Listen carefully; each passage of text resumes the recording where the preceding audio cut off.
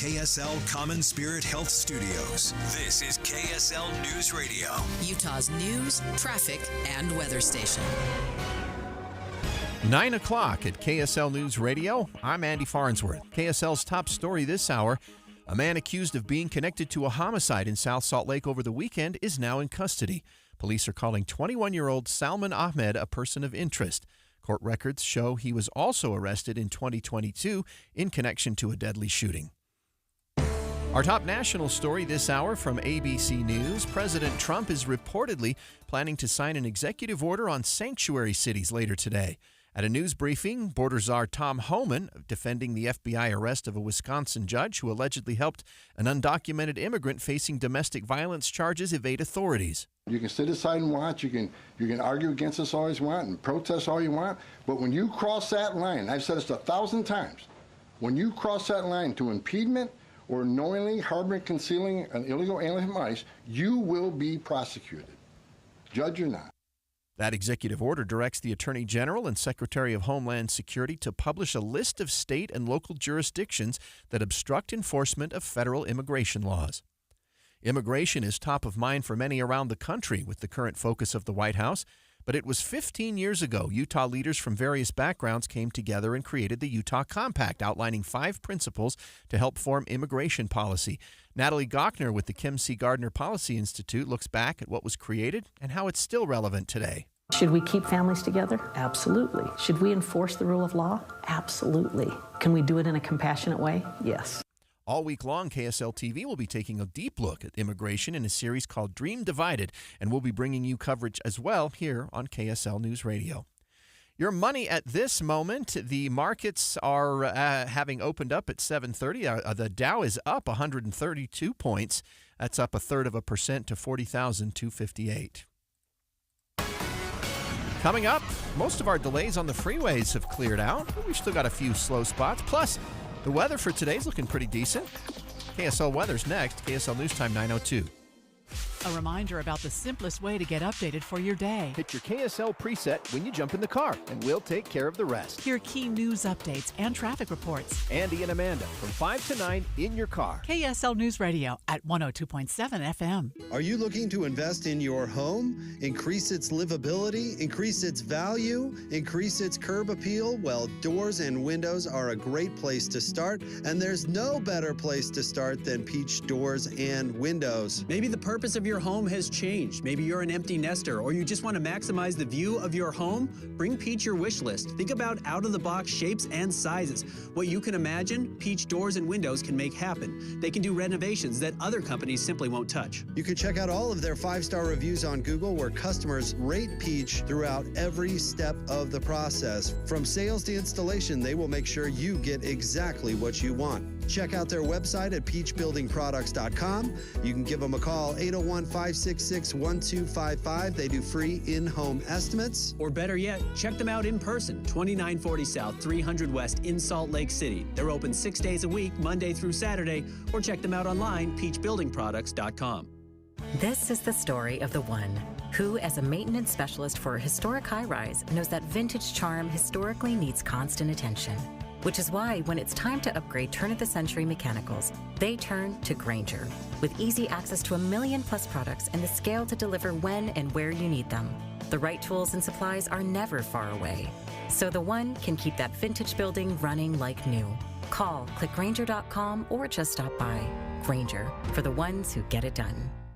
This is Secret Clinical dominating extra stinky stress sweat. And this is regular deodorant. Secret Clinical in a heat wave. Oh, what a beautiful day. This is regular deodorant. Ugh, I can't. Secret Clinical with workout sweat. Let's run another marathon. And regular deodorant. How much more? Secret is the GOAT because nothing fights sweat better. Stay fresher under pressure.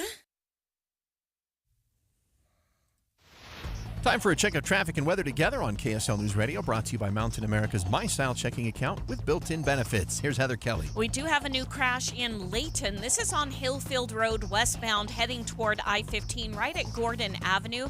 It is blocking the right lane, and so everybody's moving to the left. It's backing you up just a little bit in the area. But the good news is we're past our peak of our rush hour delays in that area.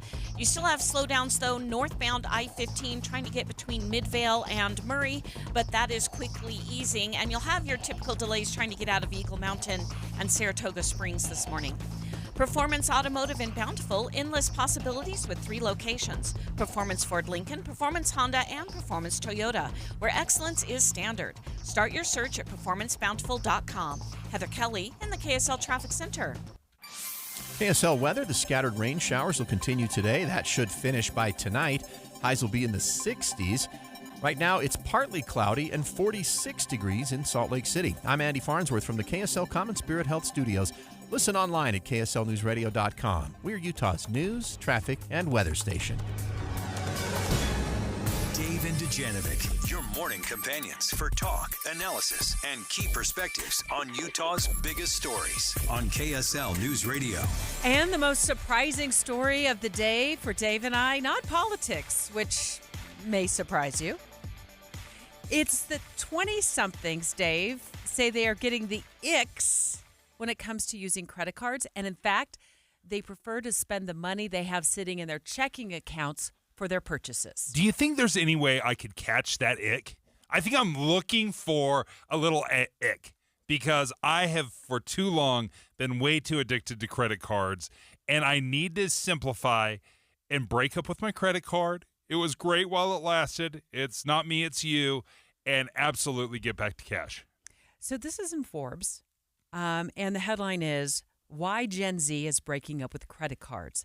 Now, according to the study that was done by Morning Consult, they found that 68% of Gen Zers, which are 20-something-year-olds, I think it's actually like 13 to 28, but we'll call them 20-something-year-olds, who answered their survey say credit card bills cause them stress, cause them anxiety, and in fact, something like half admitted that credit cards give them that ick that you want to catch. But let's talk about that stress and anxiety. I think you and I have both lived through that because we weren't as wise as the 20-something-year-olds when it came to money back then. There's a couple different reasons for this. Number one, I don't think I was ever truly taught how to use a credit card, right? So I got into some bad habits. Swipe it, pay later. Swipe it, pay later. And then you don't really realize what it's doing to you because you're like, oh, there's a minimum payment option. I love minimum payment option because this week was, a little tighter and this month was tighter. And then we just get bitten by it and we fall into this terrible cycle of swiping the card and paying it off. Yeah, I think credit cards are laced with the best of intentions. When we swipe them, we have the best of intentions. To use the money we're going to make down the road to pay it off right away without accruing interest. But we get bogged down with life. Things come up, and then we put the best of intentions on the back burner. But I want to say something about this survey. I think this also shows us, and you alluded to this, Dave, that we in general, parents and schools, have done a pretty poor job of educating our kids from, I want to say 5-6 years old on up and continuing with that education about finances. Because as I was thinking about this story this morning, I thought, I can't think of something that's more important in my kid's life next to their health. So, teaching, we put them through PE classes, if you will. Do we still have those? Or some form of that. And we coach them through, baseball and soccer and football and dance throughout most of their childhood. But where we've dropped the ball is giving them and maybe it's changed, but I want to say like a semester of financial, classes in high school. Financial lit. Yeah. One semester, you're right. And are they literate? No. And what have we done as parents? I think it's a big question mark. Did I teach my children from a young age the ups and downs of using a credit card? I'm as guilty as the next. I don't think I did a good job at that. And I don't think their school picked up where I left off, which was kind of pretty my expectation that my kids would just be able to unravel this mystery by the time, they got to college was that they would just be able to unravel the mystery on their own, of the mystery of money and how to wisely use credit cards. And while there is room for credit cards, where there is room for credit cards in their lives, because I'm afraid if they don't use credit cards, they're not building a credit score. True. Which creates a problem for them when they go to get an automobile loan. It creates havoc for them when they go to qualify for a house. If they don't have a decent credit score, a creditor is not necessarily not going to give them a loan, but they might not give them a loan at a decent rate. I think there's a reality that hits because I can look at a credit card and I look at the cash back, the bonuses, the 30 days of grace before you have to pay something back. I look at all of that and I think, okay, that is fantastic. And I should be able to, logically, be able to take total advantage of this. But then reality sets in. It's like when you buy a car and they're like, change your oil every 3,000 miles and do this check and routine maintenance. And you just start ticking through all of these lists. Well, how often do we follow those to the letter? Because when it comes to credit cards, just like a car, every time you ignore one of those routine maintenance checks, you get bitten. Somewhere down the road, you get bitten. And that's exactly what happens with credit cards. We think about it like, I'm going to get the sky miles on this. I'm gonna pay for my next vacation with these. And then you're like, oh, I didn't pay it all off. And then you get bitten. Dave and I talking about what I thought is the most surprising story of the day. Gen Zers, the 20-something-year-olds, saying they're breaking up with their credit cards. In fact, a study done by Morning Consult found that 68% of Gen Zers, the 20-something-year-olds who responded to this survey, and actually it's a little younger than that, but for our sake, we're talking about our kids, kids who are our kids' age, say that credit card bills cause them stress, they cause them anxiety, and more than half had admitted that credit cards give them what they call the ick. I want to make a point here. I'm actually proud of the fact that Gen Zers are saying this. I wasn't expecting this out of them. I would have expected that they were just used to debt. And the reason I say that is because they've got student loans, right? And they've got the student loan debt creep because now their payments are going up or their interest rate may have gone up. They have other debt that they may be accruing as well because of, and maybe it's not specific debt, but they're paying higher rates for apartment leases. For example, like what I was like $400 a month back when I was 20-something, it's now $1,600 or $1,700 or $1,800 a month for just a one-bedroom place. But I want to also give them credit for this. This is not a new concept, although they may not know this. This is something that my parents and my parents' parents followed. Use the money that is in your checking account to buy things. It's the wad of cash you carry around in your pocket, and when you run out, you run out. And you don't turn to the bank for a quote-unquote loan that is going to accrue interest. Like, you don't become beholden to the banker, in other words. You just spend the money that you've earned and you budget accordingly. So this is a kind of what's old is new again. And one of the big changes, although when you described it, you put that stack of cash in your pocket, Gen Z is not using cash. Like every single time my kids get $20 from grandma and grandpa, they immediately hand it to me and I have to Venmo them the money over because they want it digitally. So they're not using cash, but instead of that credit card, they're using their debit card or even a cash card, but mostly they're using a debit card. So they love the convenience of swiping. They're just doing a much better job of saying, I'm going to pay for it right now, not 30 days down the road. Well, and this report says even their cash apps, like if they're using some sort of an app to pay for things, they are attaching their debit card instead of their credit card, which is more than I can say for like my Amazon account. It's got my credit card attached to it.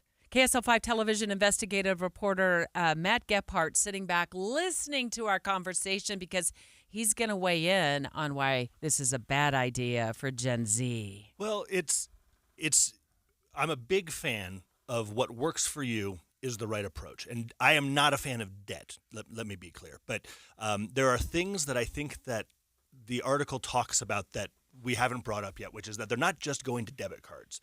They're doing buy now, pay later, a lot of them. We've seen this everywhere you go on all these online. And so what is that? That is essentially the exact same thing as credit cards, yes. Except instead of being clear on this day of the month every single time, here's when it becomes due, et cetera, you're not building, for the most part, you're not building credit, yet many of them report to the credit bureau so they can hurt your credit.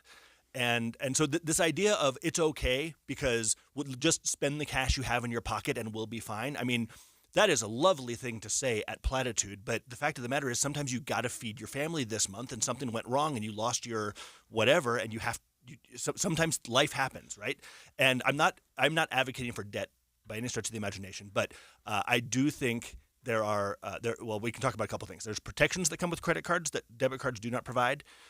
They provide them, but let's talk about that real quick. So one thing about credit cards is everyone, and I'm really truly believe everyone at some point is going to be a victim of identity theft in one way or another. It's happened to me now a handful of times. It's happened to everyone I know.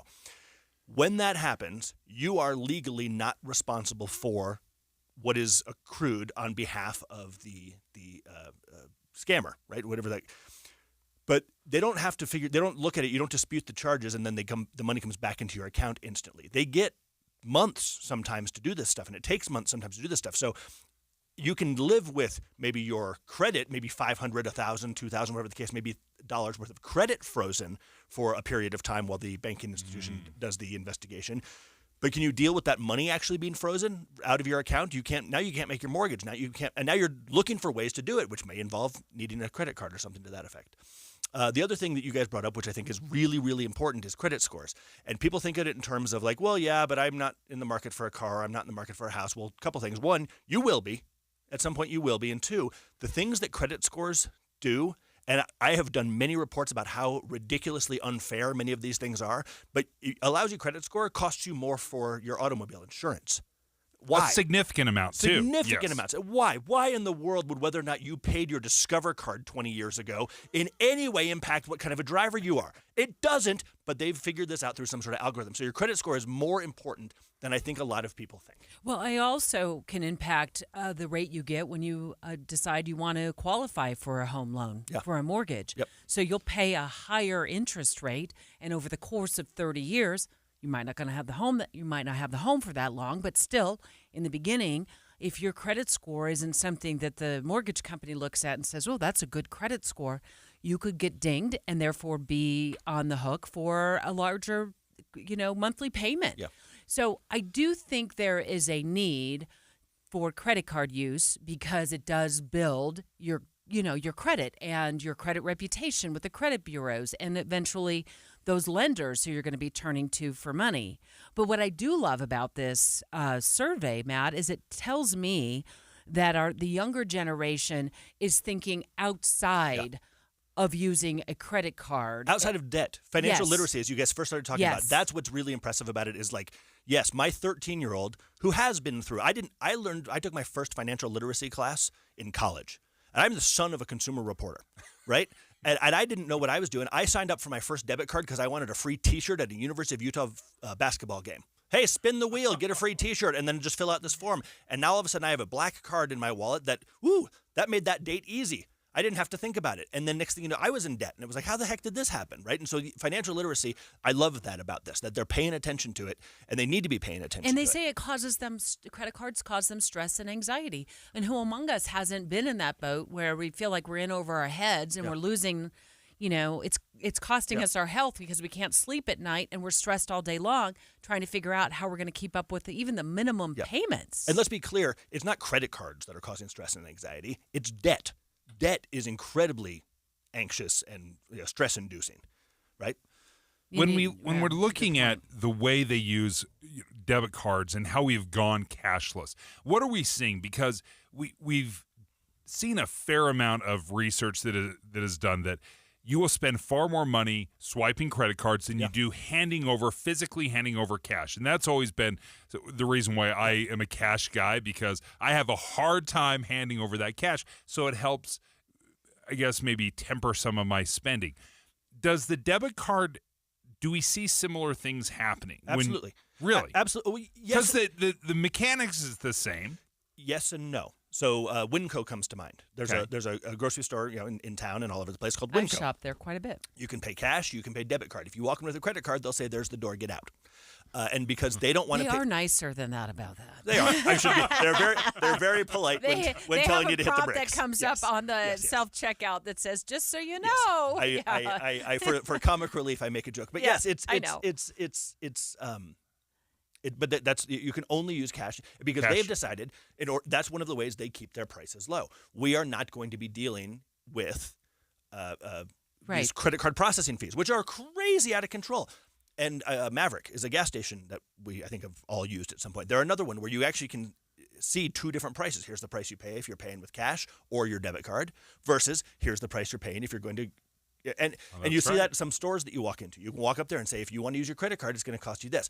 But to your point, my experience is that for the most part, if a merchant already has the apparatus set up, the credit card processing apparatus, they've mostly just folded those credit card processing fees into the cost of the hamburger, into the cost of the cup of coffee, or whatever the case may be. Yeah. And so whether you're paying cash or debit card or credit card, for the most part, everyone's paying the same price in those. And so then what you're missing out on if you're only using debit or cash is the rewards that come with credit cards. I had a little bit of an aha moment when I was paying my taxes. This was the first year, because all my kids are growing up and I'm losing all the tax breaks, where I owed money at the end of the year. So they actually said, do you want to pay it with your credit card? And the encouragement was, you can get your airline miles and your points and cash back, all this. Okay, great. I'll pay it with my credit card.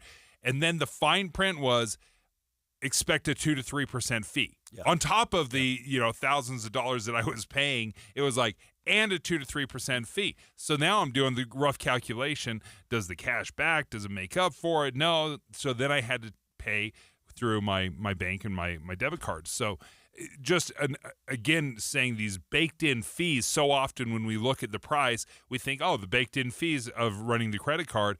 But some companies are actually saying, no, we're going to charge you a premium. And if you pay with your debit card or you pay in cash, we will pass that on directly to you. Dave and I talking with KSL5 television investigative reporter Matt Gephardt about a new poll that came out, and it's featured in Forbes magazine. It says that 68% of 20-something-year-old who responded to the survey say credit card bills cause them stress and anxiety. More than half saying that it gives them the ick. And many of them are just like trying to consistently use the money they have in their checking account by swiping their debit card instead of using their credit card to put things on, credit. Maybe have, weeks or months to pay it off. I do want to point this out in the final 2 minutes that we have, you guys, that they're Gen Zers. I mean, it's almost like we're setting them up to make this decision, because I'm looking at this part of the survey that says that they have the highest average of personal debt at $94,000.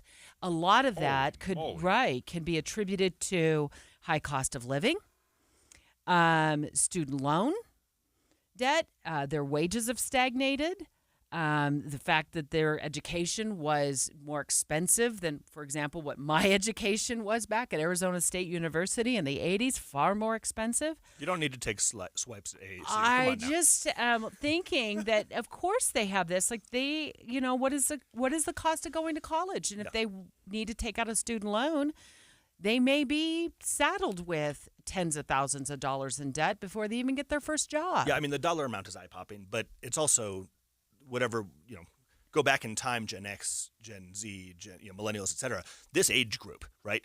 From the time you're out of your parents' house and don't have time to get a real job because you're going to school, or maybe you do not go to school and then you go and you get, that job at your entry level. This age group, 20 to, right before 30, that's the time that you work your butt off and don't get any money, right? And then from age 29, 30-ish to about 40, that's when you make all your money and you're having your kids and and so there you see this, like, the wealth comes over time through a person's life. And that's pretty, I mean, we've seen the graphs. That's pretty, par for the course, that people who are in their 20s are the people who are carrying the largest amount of debt. That is $94,000 on average is, like, as somebody who's 44, that's pretty eye-popping. I mean, I don't think I've ever stared that much debt in my life. But it's also, when you take the average, I assume this is factoring in, yes, student loans. It's probably also factoring in, these are people who don't have the ability to pay cash for cars at this point in their lives. They don't have a savings. Yeah. These are people who are, having to buy their first homes with probably the smallest down payments, right? I've owned 5 different homes at this point. The one I bought most recently, I came in with like 50% down just based on, but the first time I came through, it was I was scraping together everything. $200. I came up with $10,000, and it took me months to get it. Matt, thank you so much for joining us. Matt Gephardt, KSL 5 Television investigative team. Thanks, Matt. Yeah, thanks so much, Matt. Sending you back to the investigative unit now. I'm sure we'll see you tonight on the KSL 5 News at 5, 6, and 10. So straight ahead, a new national poll taking the pulse of the nation for President Trump's first 100 days. And here's the headline on ABC News. Trump has the lowest 100-day approval rating in 80 years. So next, let's ask KSL Inside Sources host Rusty Cannon, is there a silver lining in these new poll numbers? Discover the timeless value at Duke's Jewelers, a local treasure since 1948. Whether you're searching for a unique engagement ring or need expert watch repair, Duke's has been serving the community for over 75 years. It's the perfect time to visit and explore the wide selection of custom designs and quality gemstones. The skilled designers at Duke's can bring your dream piece to life, while experienced jewelers handle repairs and modifications in-house. Duke's Jewelers takes pride in value pricing, ensuring you receive the best prices every day. Need an appraisal? The Duke's Jewelers AGS certified gemologist is here to help. Whether it's hand or machine engraving, or redesigning old favorites into something new, get personalized service for every occasion. Visit Duke's Jewelers and experience the difference of locally operated expertise and dedication. Duke's Jewelers in Springfield, Utah. Healthcare with human kindness is here. It's at Common Spirit Health. Hospitals, clinics, and caregivers all connected to advance healthcare in Colorado, Kansas, and Utah. Together, we have a common purpose, partnering with you in health and healing using powerful medicine, powerful technology, and the greatest power of all, human kindness. You'll know it when you see it, because human kindness is in every care site and in every caregiver. Common Spirit Health. Hello, human kindness. Americans love using their credit cards, the most secure and hassle-free way to pay. But D.C. politicians want to change that with the Durbin-Marshall credit card bill. This bill lets corporate megastores pick how your credit card is processed, allowing them to use untested payment networks that jeopardize your data security and rewards. Corporate megastores will make more money, and you pay the price. Tell Congress to guard your card, because Americans lose when politicians choose. Learn more at guardyourcard.com. Paid for by the Electronic Payments Coalition. I'm still going for it, even with higher stroke risk from atrial fibrillation and a regular heartbeat not caused by a heart valve problem. Over a 3-year study, Eliquis apixaban tablets reduce stroke risk better than warfarin, and over 97% of Eliquis patients did not experience a stroke. A first stroke occurred in 2.9% of warfarin patients versus 2.3% of Eliquis patients. Don't stop taking prescription Eliquis without asking your doctor. It may increase your stroke risk. Eliquis can cause serious and in rare cases fatal bleeding. Don't take Eliquis if you have an artificial heart valve, abnormal bleeding, or antiphospholipid syndrome. While taking, you may bruise more easily or take longer for bleeding to stop. A spinal injection while on Eliquis increases risk of blood clots, which may cause paralysis, the inability to move. Get medical help right away for unexpected bleeding, unusual bruising, or tingling, numbness, or muscle weakness. Medications such as aspirin products, NSAIDs, SSRIs, SNRIs, and blood thinners may increase bleeding risk. Tell your doctor about all planned medical or dental procedures. Learn more at Eliquis.com or call 1-855-ELIQUIS. How does a soccer club born in an unlikely place, Utah? You sure you want to do that in Utah? built with players no one else wanted, We knew no one believed in us. reach the league's highest heights? We finally did it. It was like just this feeling of getting to the top of the mountain. How does that same team find a way to shatter expectations in the midst of a fight for its own survival? Our club is burning to the ground as we speak. I'm Amy Donaldson, and in a new podcast, Making of a Moment, the RSL story, we take a closer look at one of those iconic sports moments Soccer is a crazy game, and we saw it firsthand tonight. and unravel how knowing the truth of these moments can transform what they mean. I just kind of got chills right now thinking about it. Making of a Moment, the RSL story, is available now. Follow us at makingamomentpod.com or wherever you get your podcasts.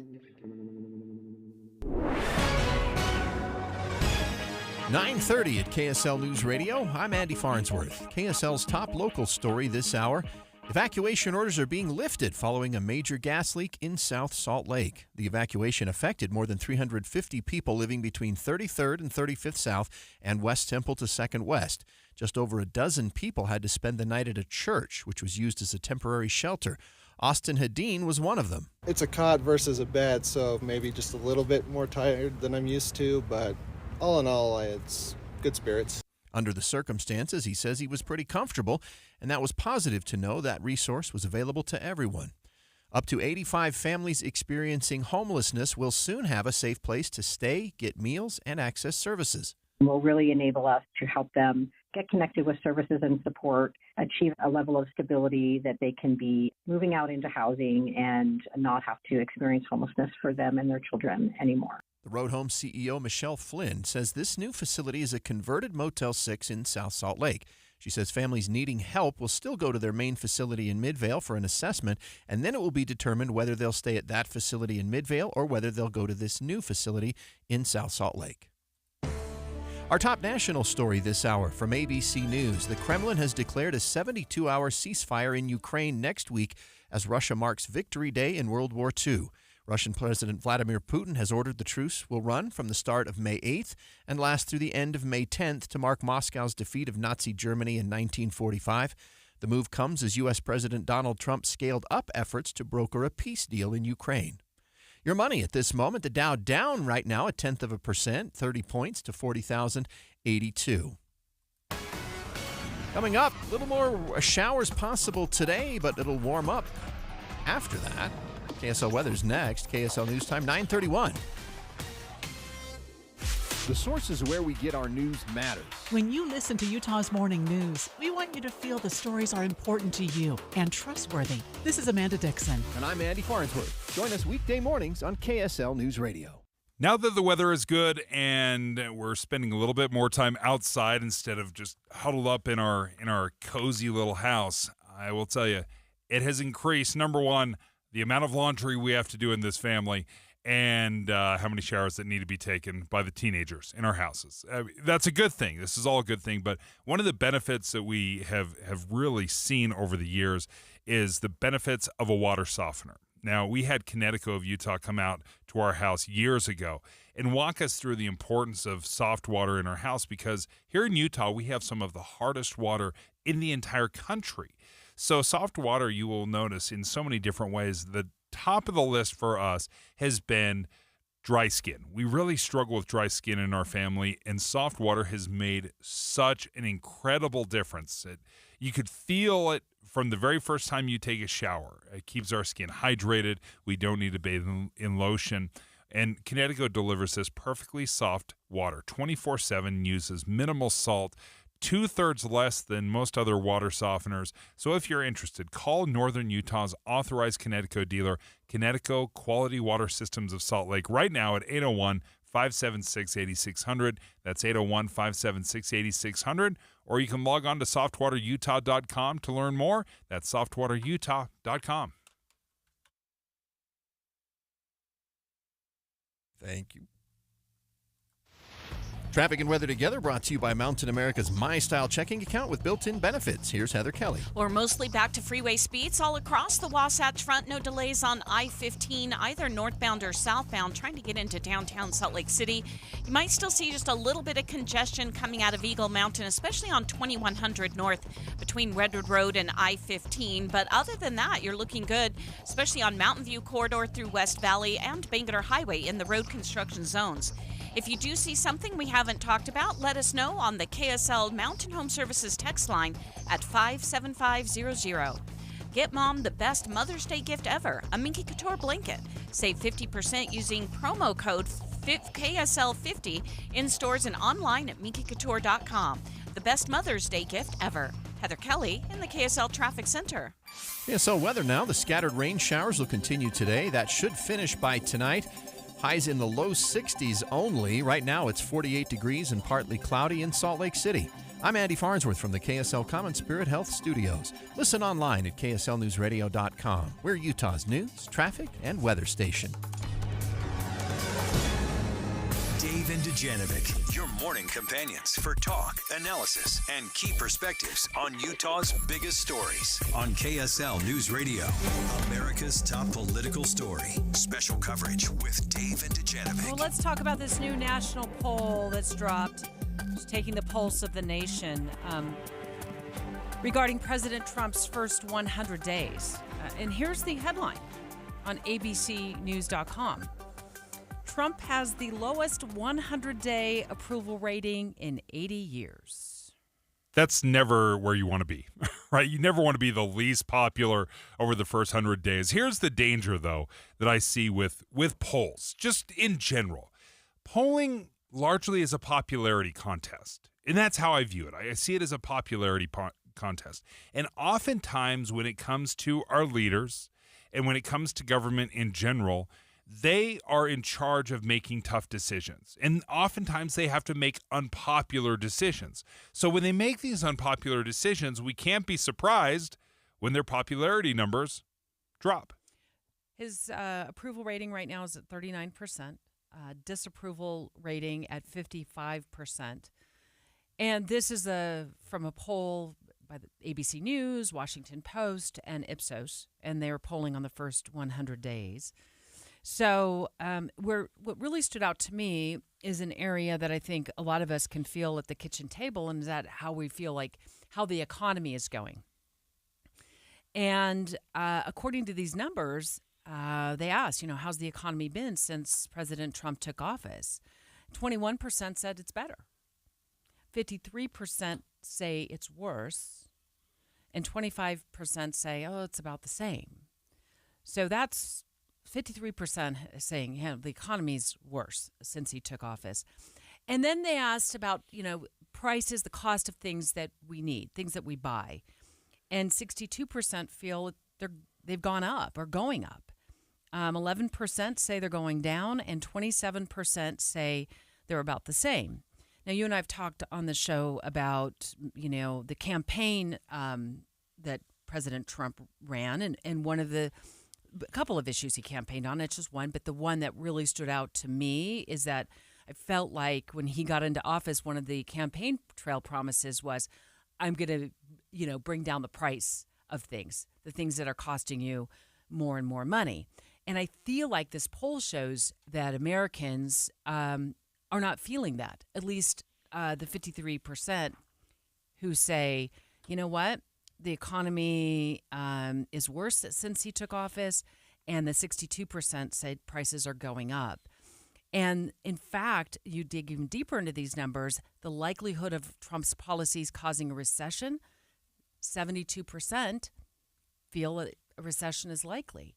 So these are the numbers that stood out to me the most. And then there are some other numbers we're going to dive into with Rusty Cannon in just a moment, host of KSL's Inside Sources. I think far too long we have governed to what is popular. I think back to stimulus checks, even under Trump, right? Trump and Biden, but very popular. Everyone was like, high five to the stimulus checks, keep the money coming in. And we know that was bad policy. You look at the $1.8 trillion that we're spending every single year, above and beyond what we bring in with the deficit. Republicans and Democrats agree on this every single year. $1.8 trillion, we're going to spend too much. And we give each other high fives because it's more popular than shutting down the government and really hashing out a balanced budget. We love popularity, and we govern in a popular way. And I think we've done this for far too long. So I think when I look at these polls, it does not surprise me at all, because President Trump is asking for a level of austerity, of scaling back, of saying no to ourselves that we don't like. We don't like to be told no. KSL Inside Sources host Rusty Cannon on the line with us live. Good morning, Rusty. Good morning, guys. I've looked over this poll. I've printed off the PDF of the poll, and I've been trying to scour it for a silver lining in this for the new administration. And I've kind of come to this thought. Maybe you'll disagree with me. Maybe you'll agree. And that is that this is very early on in his presidency. We're talking, we're hitting the 100-day mark. And so there's still time to course correct if that's what the White House wants to do, or there's still time to wait and see how effective these policies are. That's a good question. I think there are a few silver linings in the poll, but they're pretty small. I mean, this isn't a good poll. No, his disapproval has been going up, approval going down. The good news is, as you mentioned, is attention spans in the news cycle are about as long as a TikTok video these days. Yeah. So, you do have course correction. Now, even in the poll, and this is some tough straws to grasp onto, but his administration still beats Democrats in Congress 37-30 on trust to handle the issues on the nations. According to the poll, also, voters that voted for him, only about 6% regretted at this point. But the key metric that I looked at is that among independents, that's the battleground, always in the middle, that you do need to win. The percentage of those independents in the poll that said, is this administration out of touch, 62%, but the Democratic Party being out of touch was at 76% as far as independents.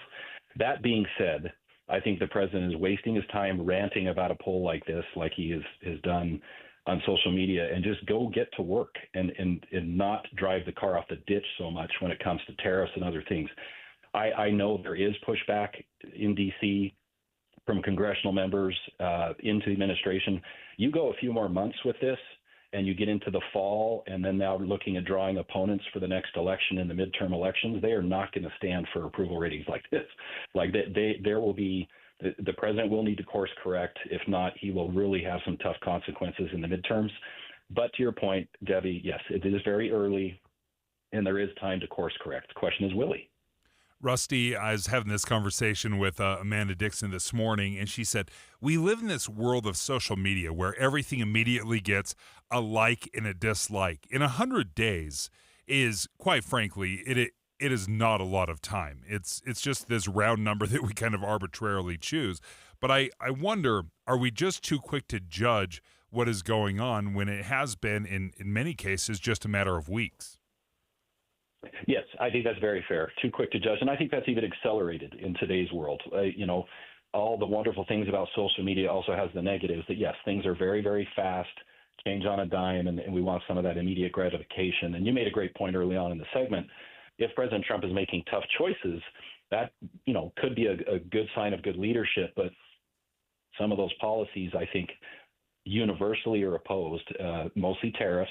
And that's what really upset the stock market, which in turn upsets everybody else. I just think he's made some strategic mistakes because the first 30 days I thought were going quite well. But as soon as he got out of this tariff rant, it's just really fell out of bed for him. Well, and Rusty, to your point about the stock market, 67% in this poll said they disapprove of the turmoil on the stock market. 31% say they approve.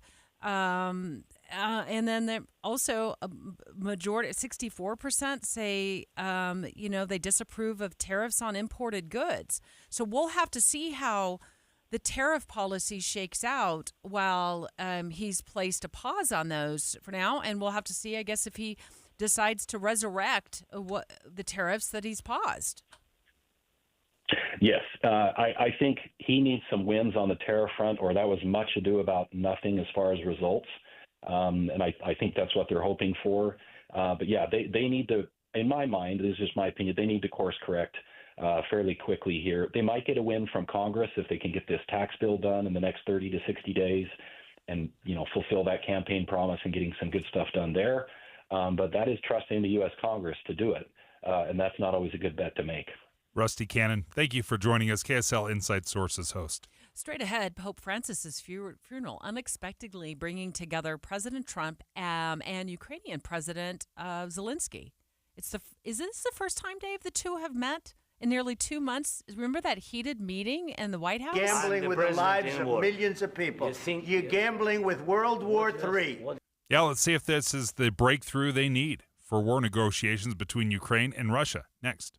This is Christian Staples with Arctic Spas. Way back in 1989, I started servicing hot tubs in Park City, and I learned the hard way in the freezing winter in the mountains that hot tubs are not built for Utah's harsh climate. I then found the Arctic Spa, the most northern manufacturer of hot tubs built specifically for the northern climates. Arctic Spas use perimeter insulation similar to your house where the outside walls are insulated. This allows us to utilize the excess heat from the motors to help heat the water and reduce your electric cost each month. Since then, we have sold 10,000 Arctic Spas here in Utah. We've learned that Arctic Spas last longer because they are built stronger. You can just feel the difference. Arctic Spas are easier to fix because we put access panels all the way around the spa, which makes it less expensive for you. Add this to the lower electric bills each month, and you end up with the least expensive hot tub to own over the long term. Arctic Spas, with stores covering all of Utah in Salt Lake, American Fork, and St. George, or online at arcticspasutah.com.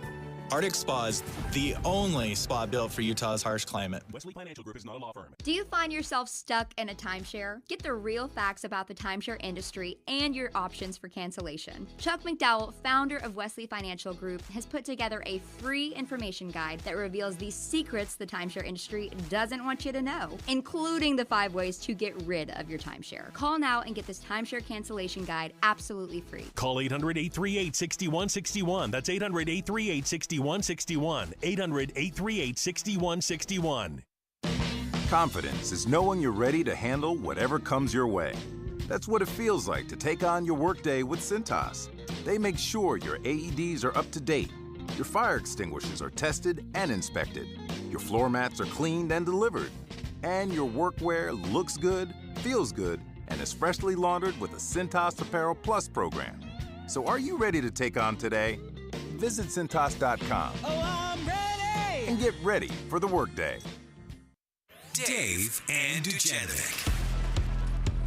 Well, Pope Francis's funeral was held over the weekend, and the unexpected surprise, I guess that's a double entendre, unexpectedly, his funeral brought together President Trump and Ukrainian President Vladimir Zelensky at St. Peter's Basilica. And what stood out to you, Dave, was the photograph of the two of them. And I recall this. I was out of town this weekend and traveling, so I was busy. But them sitting in like chairs almost nose to nose. Yeah, that's exactly what stood out to me is you had a couple chairs quickly brought to these two leaders, and they sat down. And when you say they had a face-to-face, they were 4 inches away from each other. They were both leaned over. They were talking. There were no aides present. There were no microphones, minimal translation support. So this was really a conversation. And part of what stood out to me is this is 57 days after this. You've allowed yourself to be in a very bad position, and he happens to be right about it. From the very beginning of the war. You're not in a good position. You don't have the cards right now. With us, you start having cards. But right now, you're playing cards. They are shouting over each other in the Oval Office. Vice President J.D. Vance, President, microphones, journalists all over the place, President Zelensky, and they're just talking over each other in as heated a conversation as I think any president ever has allowed us to witness. I'm sure these happen behind closed doors. Like, I have no doubt that there's knockdown, drag-out fights all over the place. But this is the first time we experienced it, and we saw the tense negotiations. So 2 months later, to see them sit down, nose to nose, face to face, having this conversation, it stands out to me that, number one, pretty amazing that both were able to bury the hatchet, so to speak, to be able to say, hey, we still need to work together. We still have to figure out what the next steps are because the killing has continued. The Ukraine-Russia war has not abated. Yeah. But there does seem to be something on the horizon, right? This is what the BBC is calling a critical week for diplomatic negotiations regarding the war. And so we'll continue to follow that part of the story. But back to your point about these two getting together face to face. And the first time, what did you say, 57 days? You counted it on a calendar. I'm impressed, Dave. But wasn't this the moment, too, that the president of Ukraine, Zelensky, marched out of the Oval Office, and they was he uninvited to lunch that day, or he uninvited himself to lunch that day? Yeah, he got kicked out. Yeah, for sure. And he left. And this was this is kind of like early on. I mean, we are still early on in the Trump administration, or the second administration for President Trump, but still early on. And the Ukraine war has been dragging on and on and on and on. You know what it makes me think of is, and I'm just turning now to Fox News and a poll that ran. It was last October, November timeframe.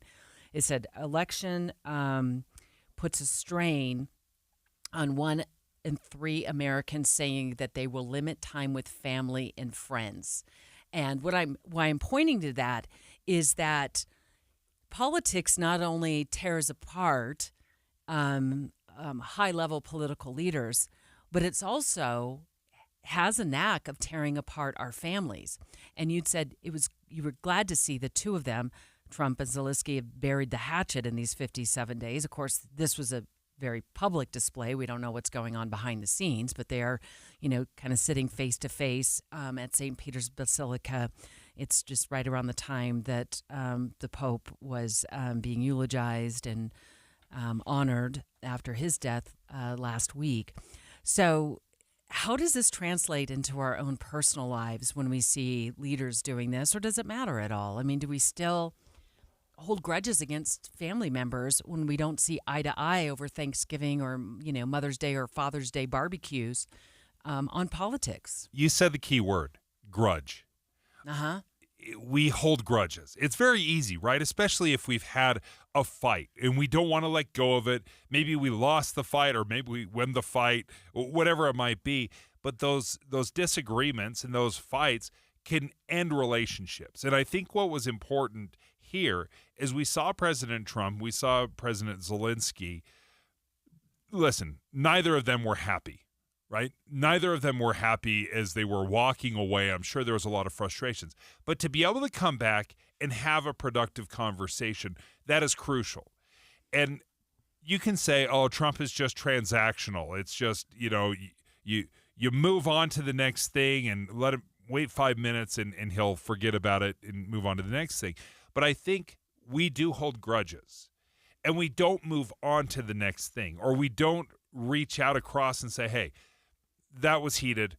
Let's see if we can figure something out right now, whether it's world geopolitics or if it's our relationship with family members or friends where we have a disagreement. Well, I think it starts with this. We bury our heels in. Mm-hmm. We're unwilling to budge. Once we've already made up our minds in politics, whether we're right or we're wrong, that's where we lean into. And when our family members or our friends disagree with us, we then have a tendency nowadays to write them off. Many, many years ago, I remember a day when politics never played a role in anything. You didn't bring up somebody's political persuasions. You didn't talk about religion.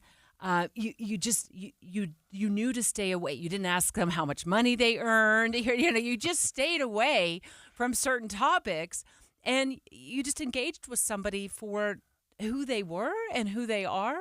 And these conversations never really came up. And so when it comes to navigating the political landscape, quite frankly, I'm unpolished on how to do that when I get together with family members. So I make what they call, what is this, like an Irish exit, where you just stand up and you leave the room with a bellyache, or because you're like, work is calling randomly on Thanksgiving afternoon at 3. I got to go.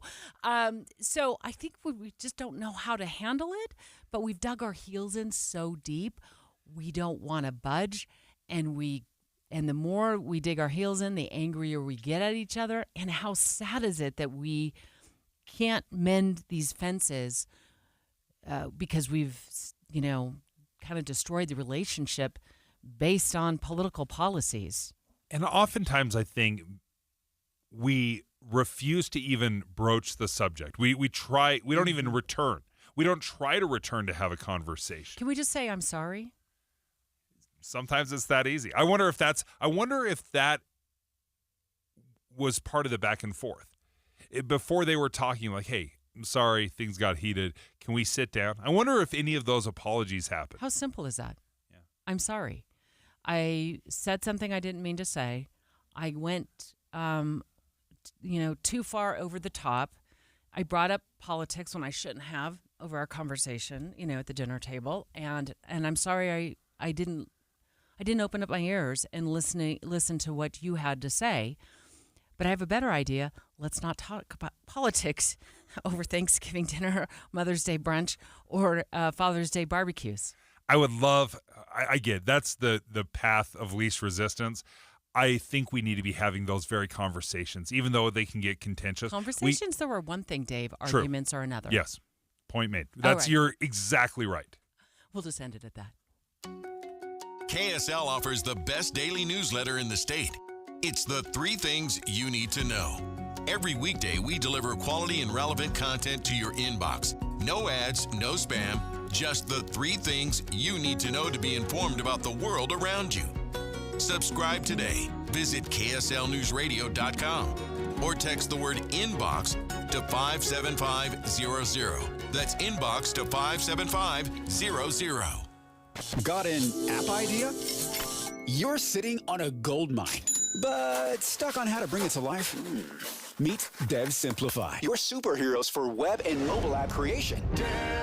DevSimplify.com. Just ask Coach Mike with Practice Planner Live. As a coach, technology isn't my strength, but Dev Simplify took my idea for Practice Planner Live and turned it into the top practice planning platform on the market. They transformed my non-technical vision into an incredible web and mobile app that coaches like me now can't live without. See, you don't need to be a tech wizard. Your idea plus Dev Simplify's superhero software skills equals a big win, right, Mike? I had big plans for my app, and with Dev Simplify's help, it's now a thriving must-have platform for all coaches. Dev Simplify, turning your brilliant ideas into amazing web and mobile. No tech skills required. Visit DevSimplify.com and let the magic begin. DevSimplify.com. Do you need new windows? Look, all glass pretty much looks the same to the naked eye, but if your windows aren't triple-coated, argon-filled and sealed double-pane glass, the cold is seeping in. You need to call Advanced Window Products. They use the highest quality glass and premium vinyl to create state-of-the-art windows and frames, and for 38 years, they build those frames right here in Utah. Custom crafted for Utah's climate. The best windows you can buy at prices 30 and 40% less than what the big companies charge because they cut out the middleman. They're the factory. They even give you a lifetime warranty, and right now as we head into spring, save an extra $2,500 off 10 windows or more. Custom windows that'll give your house a fresh new look and save you money on your heating and air conditioning. Advanced Windows offers 60-month 0% financing, even buy now, pay later, and an extra $2,500 off. Call for a quote. 801-850-9100. That's 801-850-9100, or go to advancedwindows.com. At Fisher Investments, we may seem like other money managers, but we're different. Are you really that different than the rest of us? We are. As a fiduciary, we always focus on what's best for our clients. What services do you offer besides investing? We have a team of specialists in financial planning, estate planning, and more. Your clients rely on you for all that? Yes, we ensure clients receive unparalleled service at every step of the relationship. Okay, but you still sell commission-based products, right? No, because we believe that's a conflict of interest. We prioritize service over sales goals. So, then how do your fees work? We have a simple and transparent fee that's a percentage of our clients' portfolios. So we do better when our clients do better. Wow, we're more different than I thought. At Fisher Investments, we're clearly different. Learn more at FisherInvestments.com. Investing in securities involves the risk of loss. Dave and Debbie. It's impossible to digest and consume all of the news that's now coming at us through either social media or through web pages or through the radio. Pick what is most impactful in your life and focus on that. And that's what Dave and I do every single morning. We pick those issues that are most important to our listeners and we boil it down so it's digestible. It's simple to understand. I think we're trying to find the essence of the story. You know, you can't be an expert on all things, but that doesn't mean you can't be curious and really find out more and educate yourself and learn the complexities of an issue. But I think all of us start at ground zero on everything. Ask questions, show that curiosity. And then if you need more research, you can always go to KSLNewsRadio.com and learn more. Listen for Dave and Dujanovic 9 to noon on KSL News Radio. KSL FM Midvale. KSL Salt Lake City. From the KSL Common Spirit Health Studios, this is KSL News Radio. Utah's news, traffic, and weather station. 10 o'clock at KSL News Radio. I'm Andy Farnsworth. KSL's top story this hour. New this morning, we're learning about an investigation into human skeletal remains found in Utah County. Lone Peak Police say the remains were found near Lambert Park, which is in Alpine. The park is used for hiking, horseback riding, and mountain biking.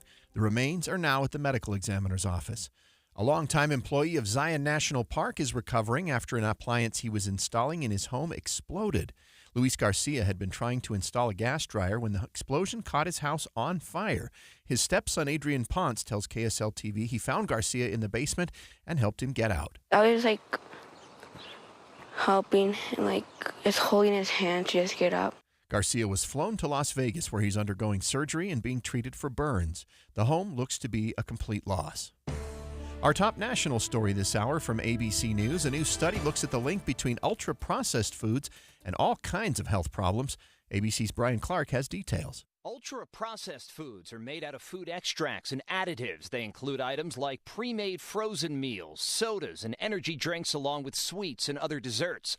A new study published in the American Journal of Preventative Medicine found that for each 10% increase in ultra-processed foods in a person's diet, their risk of dying early between the ages of 30 and 69 increased by 3%. Brian Clark, ABC News. Your money at this moment, the Dow down 61 points, but still above 40,000 at 40,052. Coming up, a few more rain showers could pop up throughout the day. KSL weather's next. KSL News Time 10:01. Mornings are for recharging. And they're for starting your day right. We volunteer to join you in the car. Get news and weather at 102.7 FM during the most important part of your day. Andy and Amanda, each morning between 5 and 9 on KSL News Radio. Pull it a little closer. Hey, folks, let me tell you, this is a very, very interesting discussion with Dr. Matt Wapa with Utah State University, the Institute of Disability Research, Policy, and Practice. Doctor, thank you so much for joining us. I'm very interested in this. How many Utahns live with some sort of disability? Well, nationwide, but also in Utah, approximately 25% of the population lives with a disability. And that could be something that you're born with, or it could be something that you acquire through accident, aging, whatever the case may be, but approximately 25%. So, Doctor, what does the Institute for Disability Research, Policy, and Practice do? We are what is called a University Center for Excellence in Developmental Disabilities. We are funded through the federal government to provide education, research, and service to the state of Utah around the needs of people with developmental disabilities. So we do training programs, we'll do research on disability-related topics, we'll work with policymakers on developing better policy, really do a broad range of things that all intersect with the lives of people with disabilities and their families. When we're talking about disabilities, are we talking about physical or mental disabilities? That's actually a great question. A lot of people don't recognize that disability is a very broad category. So yes, you can think of a physical disability. So let's say you had an accident and you get paralyzed and you use a wheelchair. That's an example of a very visible disability. But invisible disabilities would include things like autism spectrum disorders or mental health issues, depression, generalized anxiety disorder, all qualify as disabilities as well. When we come back, I'm very interested to learn what is the focus and what is the future look like for families that are in need. There's a great website, incredible resource, idrpp.usu.edu. That's idrpp.usu.edu. Wesley Financial Group is not a law firm. Are you a victim of the timeshare trap and think there's no way out? I'm Chuck McDowell, founder of Wesley Financial Group, the original timeshare cancellation expert. And I'm here to tell you that there is a way out. All you need to do is give my office a call. I will send you a timeshare exit information kit absolutely free, explaining how the timeshare industry works and your options for cancellation. Call Wesley now for your free info kit. 800-371-0505. 800-371-0505. This is a story of the one. As a maintenance specialist for university housing, he knows college students can major in wear and tear. Plus, housing so many students doesn't leave a lot of room to house all the supplies he needs. That's where Grainger comes in. With over 1 million industrial-grade products and fast, dependable delivery, Grainger carries the quality products he needs so he doesn't have to. From a new door hinge to a whole new faucet. Call, click Grainger.com, or just stop by. Grainger, for the ones who get it done.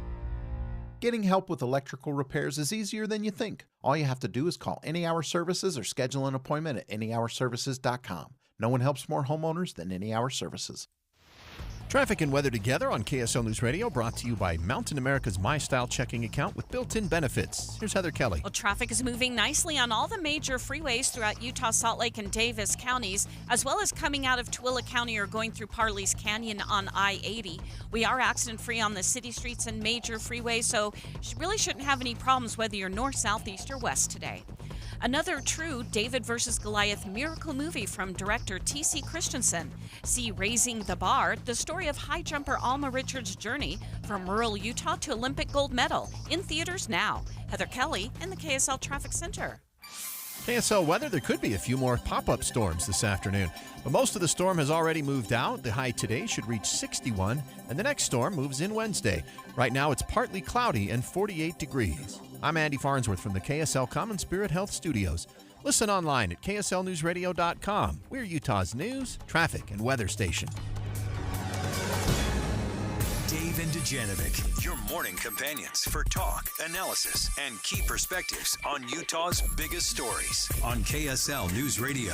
Well, if you're old school like I am, you used an old-fashioned alarm clock to buzz your way out of bed this morning, and you can thank China for that. Dave and I are going to take a deep dive into this New York Times article. It's like your home and the goods inside, products inside your home, and how you rely so much for these products on China. I've never thought about where something is built. Like, quite frankly, that is not something that perhaps my generation grew up doing. We just looked, hey, what is the best price out there? I don't really care where it was built. Whereas maybe many people of my generation or my parents' generation would very much care. Was this built in America? Is this America? Okay, then that's what I'm going to purchase, even if it's a little bit more. But I think we look at Amazon, we look at stuff, and we're scrolling immediately to the price. Then we look at the reviews. At no point do we look at the made in wherever tag. Do you think that should change? Oh, that's a great question. Well, what do you want to see? Okay, so there's a couple things. Obviously, made in America, it sounds great. And having manufacturing jobs, it sounds good, right? Because I want to make sure I have a job, my kids have jobs, and manufacturing has played a huge role in America for so long. But at the same time, I look at what things cost in America. If you buy a pair of handmade boots in America, that is going to cost you hundreds of dollars. If I buy them on Amazon, they're $14.97, right? Am I going to pay a premium for everything out there? Well, some stuff I will, some stuff I won't. What kind of painted you as team made in America? Okay, I'm team kind of made in America. It kind of depends, because I look back, and one of the things that stands out to me, and your parents will probably have the same experience, when they bought an appliance, if they bought a refrigerator, growing up, we had one refrigerator. Like, that's it. It was 25, 30 years old, our refrigerator was. When was the last time you got 25 or 30 years out of your refrigerator, or a washing machine, or a dryer, or one of these expensive appliances, your oven? It just doesn't happen. And this is not just in my brain. There's been a lot of research done on this. Appliances built in the 70s, they were built to last somewhere between 30 and 50 years. Is the presumption that those appliances were built in America? A lot of them were. I mean, obviously GE, Maytag, these were American companies. Okay. Right? So the way they were built, but what happened is when we started expanding globally and building things in different countries, we changed the way we build things. Computers obviously have played a role. We stopped building things. Everything was steel. We started using plastic and aluminum instead. And now, on average, if you're to buy an appliance, they're built to last 10 to 15 years. Now, they're far more affordable, percentage-wise, than the steel, hardy-built appliances. And we're like, that's fine. I'll replace it every 10 to 15 years. So let's fly around this home. New York Times has put together this graphic, and it's basically like you're looking inside home, like they've removed the roof, and they've got the different rooms, a bedroom, a kitchen, the backyard, even has a barbecue grill on it, an office space, the garage. And let's just look at what percentage of products that we buy fill up our homes, decorate our homes, are made in China. They're imported from China. And let's get back to that alarm clock example that I used. If you wake up at 4 o'clock in the morning, you know exactly what I'm talking about. You just cannot solely rely on your iPhone, which is mainly made, right, in China. Yep. Or much of it is made in China. You put alarm clocks, strategically placed alarm clocks around your room, so it forces you to get out of bed to that awful sound. So you have to walk across the room and shut it off, which makes sure, you're actually out of bed. Alarm clocks, 99% made in China? Okay, so if you have an alarm clock that is not your phone, that's a Chinese alarm clock. Now I'm going to quiz you. Don't cheat. Okay. What about, of all things, that first aid kit you have hanging on your bathroom wall in case somebody gets an owie when they're at your house? What percentage of those do you think are made Where does in my China? Where does my gauze and Band-Aid come from? Every workplace probably has one of those, but maybe you don't. Maybe you have one in your car. I do. What percentage of first aid kits do you think are made in China? That one would seem silly if we got it from China, just because it's such small. Here's a few Band-Aids and here's some gauze. Okay, we'll say 50%. 90%. Of first aid kits? Now let's turn to baby wild. strollers. I can see this baby stroller looks like somebody has stored it in the garage, according to this New York Times graphic. What percentage of baby strollers do you think we import from China? Let's go with 80%, Bob. Wrong again. 97%. All of our baby strollers. Most of them. Okay. How about that? 97%? How about that toaster under your kitchen cabinet that you used this morning? What percentage of toasters do you think are imported from China? As a little aside, I've purchased maybe 15 toasters in my life. We go through toasters like we go through shampoo bottles. Like we go through them all the time. My mom and dad had one toaster my entire life. So speaking of the built to last, the Noriega toaster from 1977 lasted forever. Which ones are built in China? I'm going to go with your 90%, Deb. 90% of toasters? Sorry. It's almost 100%. Even my 90% toaster. Yeah, it's 99%. Okay. I had to do a double take without my reading glasses on. Yeah, it's 99%. All your toasters, all of your strollers, all of your alarm clocks coming from China. What about our pots and pans? What percentage do you think are made in China? Well, my pot and pan has a very German-sounding name. I can't even pronounce it, so I'm going to say a smaller amount. A little randomly. You say everything's in the 90s. Let's go 93%, Deb. 82%. Oh, okay. Thermoses? Do you use a thermos? This one I think I do know, because I was looking this up the other day. I was angry at the Yeti company because they won't let our hockey team steal the name, Yeti. So I'm like, that's fine. I'll move on to a good American brand company, Stanley. So I look up, wait, where's Stanley built? China. Most of the thermoses are China. I'm going to say 100% of thermoses. You're close, 96%. Okay. We're going to take live calls, 801-575-TALK, 801-575-TALK. Are you team Make It in America? Or are you team, I'm just going to give in to the fact that much of my home is, decorated or has products from China? 801-575-TALK, 801-575-TALK. What do you want to see? I mean, do you want to see more products made in America, or do you not care? You said earlier, Dave, you don't even look. And you haven't looked, but maybe your awareness level has peaked a little bit in the last few months since President Trump and his administration are discussing and talking about tariffs on China, and specifically larger tariffs on China than what he's placing on other countries. Can I put a qualifier on this? I want to buy America if it is genuinely a better product. Would I be willing to pay a premium, so to speak, for it to be made in America? Yes, if it is built to last. For example, would I pay double the price of a refrigerator if it would last 3 times as long?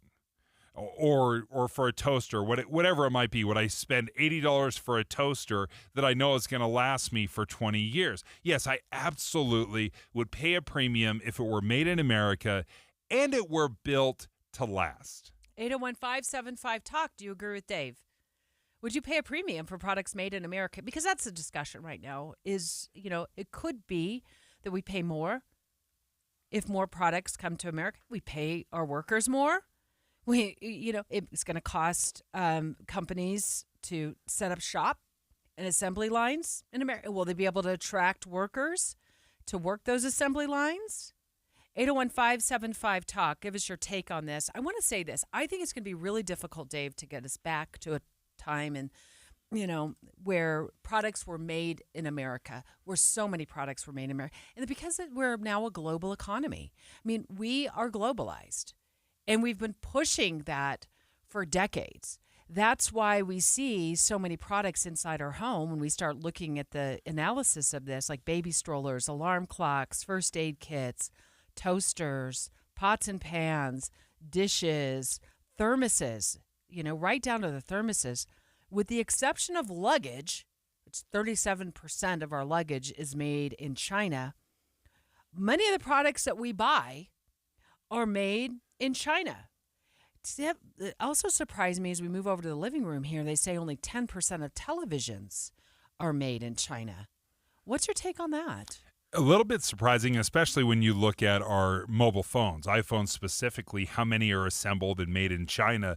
You'd think, that would just be on a larger scale, televisions, but no, only 10% come from China.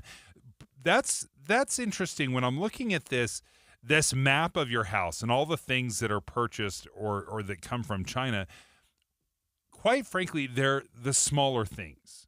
They're the barbecues. They're the umbrellas, the toaster, like you said, the pots and pans. But what about cars? Are we importing cars from China? No. How about rugs and bedding and toilets? Are those coming all from China? No. But a lot of the smaller things, the teddy bears, the basketballs, those things are largely manufactured in China, and I don't think we've given it a second thought. No, I haven't. Occasionally I do, but for the most part, I haven't. And when I say occasionally, it's like that occasional sweatshirt I might buy where it just screams at you on the graphic, made in America. I'm like, I'm proud. I'm going to buy this product because it's made in America. But mostly, I don't pay a stitch of attention. 801-575-TALK. Hi, Floyd. Hi. Good to talk to you. So are you a made in America kind of consumer, or do you not care where it's made? Well, I've started to check lately, and my Kellogg's Rice Krispie treats that I buy at Costco are made in Mexico. The Rice Krispie treat? Yeah. My Colgate toothpaste is made in Mexico. In March, my doctor gave me a prescription that's made in Canada. The first time I had it filled, it cost me $11 to $12. Monday, I had it refilled. It's $83 to $84 because it's made in Canada. And there's a tariff now on stuff coming from Canada. Did you ask your pharmacist about that? Did the pharmacist confirm that? Yeah. The other place, when they first gave it to me, it was made in Spain. Well, you brought up something interesting, Floyd, and I think this was probably the case for a lot of folks, is that paying attention to it more and more. Something we didn't pay attention to for a long time, right? I mean, I just accepted that we're now a global economy. We import goods from different countries. We export goods, and this is just how the world works now. But since President Trump took office, and actually since he hit the campaign trail and started talking about tariffs on other countries, I've started paying more attention. 801-575-TALK. Hi, Carl. Hi. So I was shocked. Your toaster's made where? Well, you know what? This toaster's got to be 25 years old. I thought there's no way it's made in China. Does it still work? Oh, yeah. Nice. Yeah, I don't use it a lot, but, we bought it. I'm getting really old, so we don't use our toaster very much. But I can't remember when we bought it, but I think it was at least 25 years ago. And I looked on the bottom. It's a Black & Decker, made in China. I was shocked when I saw that. Well, it shouldn't be that shocking. According to the New York Times, like almost 100% of toasters are made in China.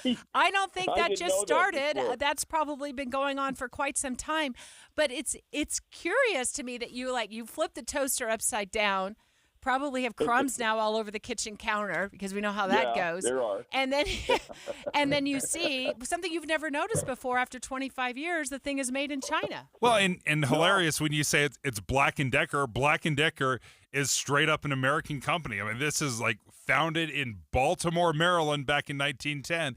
But to this point, even these American companies, these American companies have decided to construct and build these things outside of America. And in China, there you go. Your 25-year toaster still made in China. Now, the question will be, what does the future hold for tariffs? Things are on pause to some degree, but, not so much coming out of China. So will this eventually drive up the cost of things that we're getting pretty much on the cheap? You can get a toaster for, $20 or something like that. So what will tariffs eventually do to the cost of the items, inside our homes? And 79% of our scissors come from China. 74% of our can openers come from China. 83% of our blenders come from China. 70% of our utensils come from China. And for those of you who own chef's knives, 82% of those come from China. Our kitchen is loaded with items that are imported from China. If you want to stay, your odds are better if you want to stay away from this, if you buy like a wood table, because only 15% come from China. And if you happen to be like me and I have a rug in the kitchen, I know that sounds random, but it's just right by the kitchen sink there, just so I can stand on a rug while I'm washing dishes. 9% of our rugs come from China. I actually thought that number would be much higher, but I would have been wrong. We saw just the other day that the average house has about 300,000 items. And as you were listing everything that you've listed, I have one or multiple of every single thing that you listed.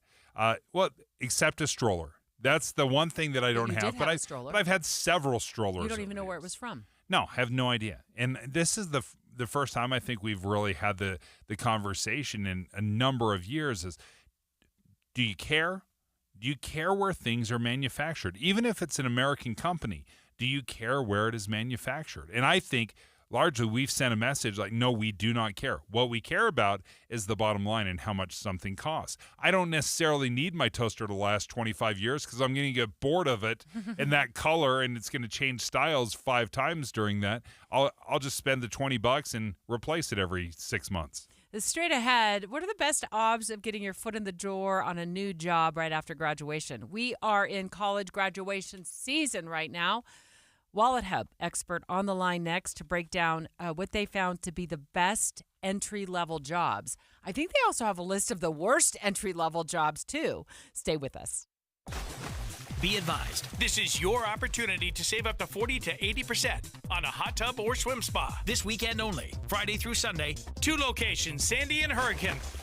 Be advised, this is your opportunity to save up to 40 to 80% on a hot tub or swim spa. This weekend only, Friday through Sunday, Mountain America Expo Center.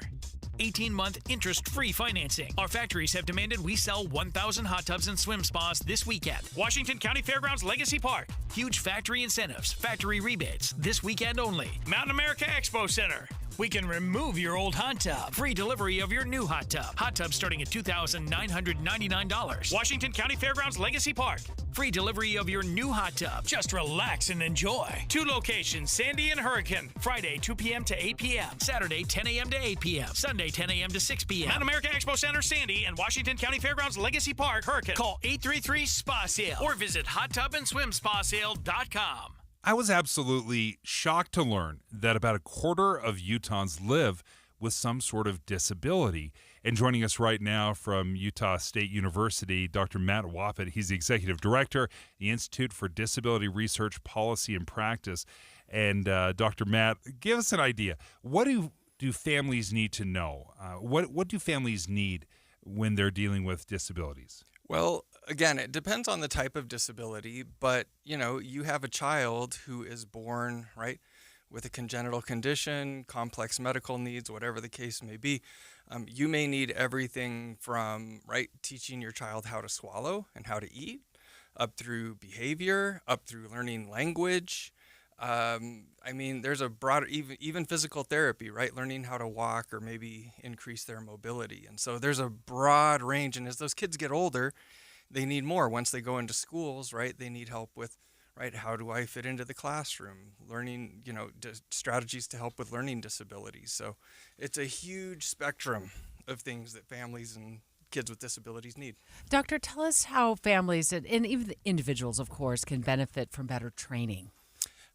So again, a lot of these things don't come naturally, right? A lot of families, although a quarter of the people have disabilities in our society, a lot of parents don't have training or understand, right, what do I do with a child who has significant needs? And so training for those families can be the difference between a child who, right, grows up to be successful or a child who really struggles and the family struggles. And so that training really helps relieve some of that pressure on the family.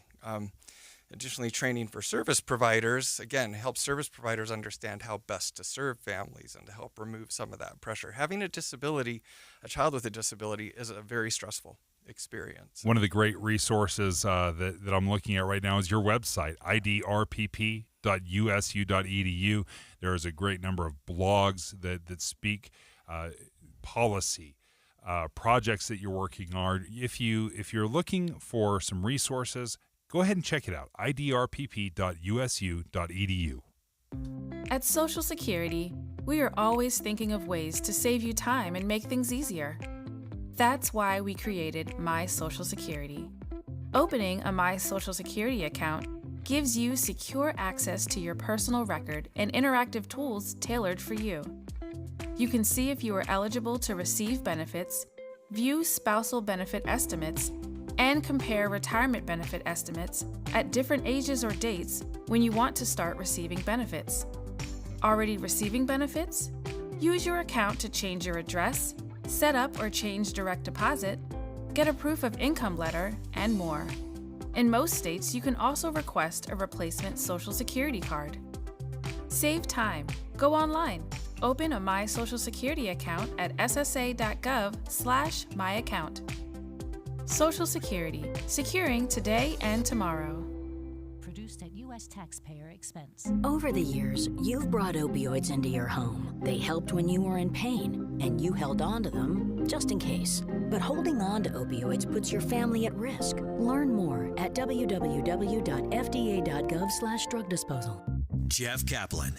I'm energized by breaking news. First of all, because it's right now, and second of all, because in many cases the audience needs to know. There's no more important service that we can provide, and I find it critically important to get more details to the audience as quickly as possible. There's nothing more energizing than that for me. Not at all. the most important thing we do is breaking news. I am gratified that so many people listen to me every afternoon on KSL, but what they don't know is that there are so many people behind the scenes making it happen, checking on the traffic, answering the phones, making the calls, talking to the newsmakers. They're out in the street, into the field to get the raw information, and then putting it all together so that I can sit in front of a microphone and be a source of information every afternoon. But there are so many people who make it happen. That's what you don't know. Ride Home with Jeff Kaplan, weekdays 3 to 7 on KSL News Radio.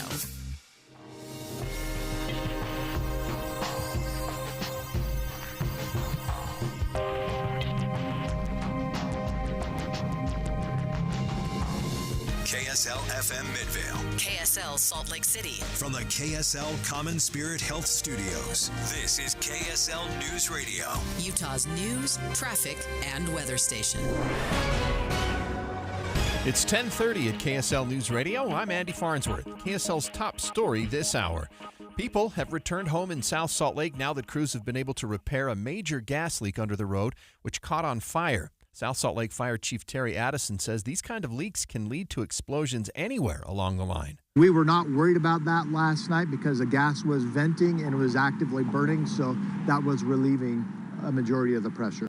Addison says gas company workers are now trying to figure out what caused the leak. Some traffic cones are still out, but roads between 3300 and 3500 South, as well as West Temple to 200 West, are now open. Ogden police made an interesting traffic stop this weekend. They responded to a call about a reckless driver, and behind the wheel was a 7-year-old taking his younger sister for a joyride in the family car. Police say the child made it to South Ogden from Davis County before hitting a curb. Thankfully, no one was injured.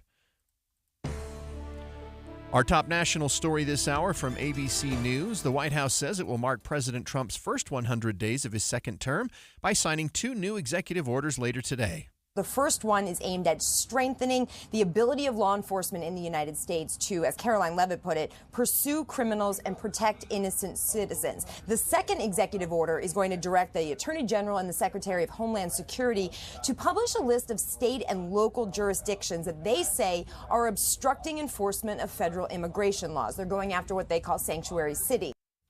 Your money at this moment, the Dow down 121 points this morning to just under 40,000, 39,990. Coming up, the showers are moving out, but more are on the way. KSL weather's next. KSL News Time, 10:31.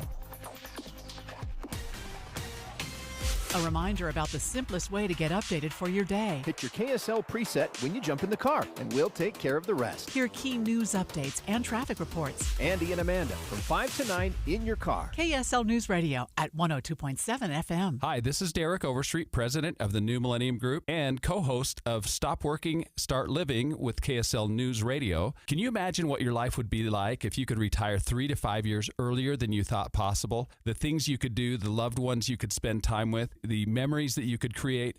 That's what our team at the New Millennium Group does. We'll walk you through the entire process every step of the way. If you'd like to get a copy of the 5-step proprietary plan that will help you retire 3 to 5 years sooner than you thought possible, give us a shout right now. 888-999-6370. That's 888-999-6370 or utahsfinancialplanner.com. Listen, most of our listeners right now have a tax problem, not a money problem. There's not enough money in Social Security Medicare as it is. Let us show you how you can significantly reduce your taxes. That's 888-999-6370, 888-999-6370, or utahsfinancialplanner.com. Traffic and weather together on KSL News Radio, brought to you by Mountain America's My Style checking account with built-in benefits. Let's check in with Heather Kelly. We're still not seeing any slowing anywhere around the Wasatch Front, at least on the major freeways. Now, a few of the secondary streets might have a little bit of brake lights from time to time, especially Bangerter Highway in the road construction zones. You may see backup as well from time to time on Mountain View Corridor northbound through West Valley City. But other than that, it's been a great drive right now through the mountains and throughout Weber, Salt Lake, Davis counties. If you see something on the roads we haven't mentioned, let us know on the KSL Mountain Home Services text line at 57500. Create your floral sanctuary with Olson's Greenhouse, locally grown, premium quality flowers to complement porches, patios, and containers. Don't miss Olson's Container Fest Saturday, April 26th at all Home Depots. Details at ogg.com. Heather Kelly in the KSL Traffic Center. KSL weather, we should see a high today of 61 with a few more scattered showers popping up this afternoon. Then the next change for rain shows up on Wednesday. Next chance for rain shows up on Wednesday. Right now it's 50 degrees, so a little bit warmer and mostly cloudy in Salt Lake City. I'm Andy Farnsworth from the KSL Common Spirit Health Studios. Listen online at kslnewsradio.com. We're Utah's news, traffic, and weather station. Dave and Dujanovic, your morning companions for talk, analysis, and key perspectives on Utah's biggest stories on KSL News Radio. Hey, look, you're graduating from college, right? Congratulations. Oh, but now you need to find that first job. Thankfully, in just a few minutes, we're going to talk to an expert from Wallet Hub because what they have done is put together some survey results on what the best and worst entry-level jobs are. Okay, so when I talk to my kids about jobs, one of the first things I ask them is, are you looking for a job or are you looking for a career? Because there's a lot of jobs out there where you're just going in, you put in your hours, and you're not necessarily projecting into the future of this company. An entry-level job in my own mind is, okay, this is your area of expertise. This is what you're going to grow into, perhaps grow in the company. That, I wonder, is that the official definition? Yeah, we'll ask Wallet Hub in just a moment. But what was your first job? Like, what is that job that was kind of, what was that kind of that job that, like, okay, this is good money for right now, but I don't know if this is my forever job? I was a news video editor. That was my first job. I thought you were going to say road repair. Yeah, you did that too. That I didn't look at as anything other than just a job, right? I used to mow lawns and do those little things on the side, but I never saw that as my future. So I don't count any job until it was, this is the industry I want to be in. Okay. What was mine, you ask? Retail. Yeah, I worked for a retail store. I worked for a men's store in Phoenix. It was a fascinating experience, but I knew on Christmas Eve at about 8 p.m. when we couldn't get customers out of the store because they had procrastinated their Christmas shopping. We were closed at 6, by the way, p.m. They were still hanging out, buying things for their loved ones. I knew this couldn't be my forever career. But that's the career of somebody who's in retail. You work odd hours. You have to react to short supply of product coming in or too much product. I remember one time when I was a cashier, so we're at the back of the I was at the back of the store. At the front of the store were our salespeople, and then some kids walked by. Kids, air quotes. Don't know how old they were. This was in the 80s, so there were no cameras. And they swiped a whole bunch of Levi's jeans off of the front display rack, right? Little stealers. Yeah. And so that became a big thing, that day. We called the police and all the other things. But what Wallet Hub has done and done a really good job of in this survey is finding what the best and worst entry-level jobs are now for today's graduates. Not graduates from the 1980s like me. So let's get with Chip. Hi, Chip. Hi, good morning, Deb. How are you? Good. Great to have you back on the show. And I love this survey because what you guys have done a good job of, by the way, Chip Lupo is a Wallet Hub analyst, is not only putting together a list of the best entry-level jobs to get your foot in the door, but also the worst right now in terms of, a question is, are they even hiring? So why don't we start with the good news first? What are the best jobs? Okay. Well, first, when you mentioned in your intro, you were talking about college graduates. Now, high school graduates take heed also because there's also some opportunities good to know. there for you if you're willing to go through apprenticeships and things like that. If you're not at a point where you're not really sure about where you want to go, again, with the cost of colleges being so high and coming out with degrees and more debt that you would never, ever pay off. So, high school graduates take heed because there might be something here for you also. Okay. Go for it. Okay. Top entry-level jobs are hardware engineer. Now, to be clear, in this era of fancy job titles, what we mean by hardware engineer, these are not the folks at Home Depot and Lowe's that are guiding you through the aisles, okay? Hardware engineers are computer professionals, and those are the ones that are focused on designing, testing, maintaining computer systems, and collaborating to make sure that there's compatibility between hardware and software. That's a good one. A median salary close to $150,000 later on, but it is one of the highest starting salaries. Certified nursing assistant, ranked number 2. It's a low starting salary, but it does benefit from very low employment. I know this for a fact because my wife used to be a hospice nurse and had several what they call CNAs working under her, and they're essentially unfireable. Yes. They're in demand, it's, right? Yeah, it's better than being in a union.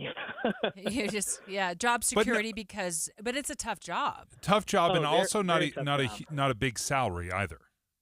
Right. But again, if you stick with it, though, you and again learn on the job, then the opportunities to advance are immense. Engineer 1, ranked number 3. These are general engineering positions that offer median salaries somewhere in the 117,000 range.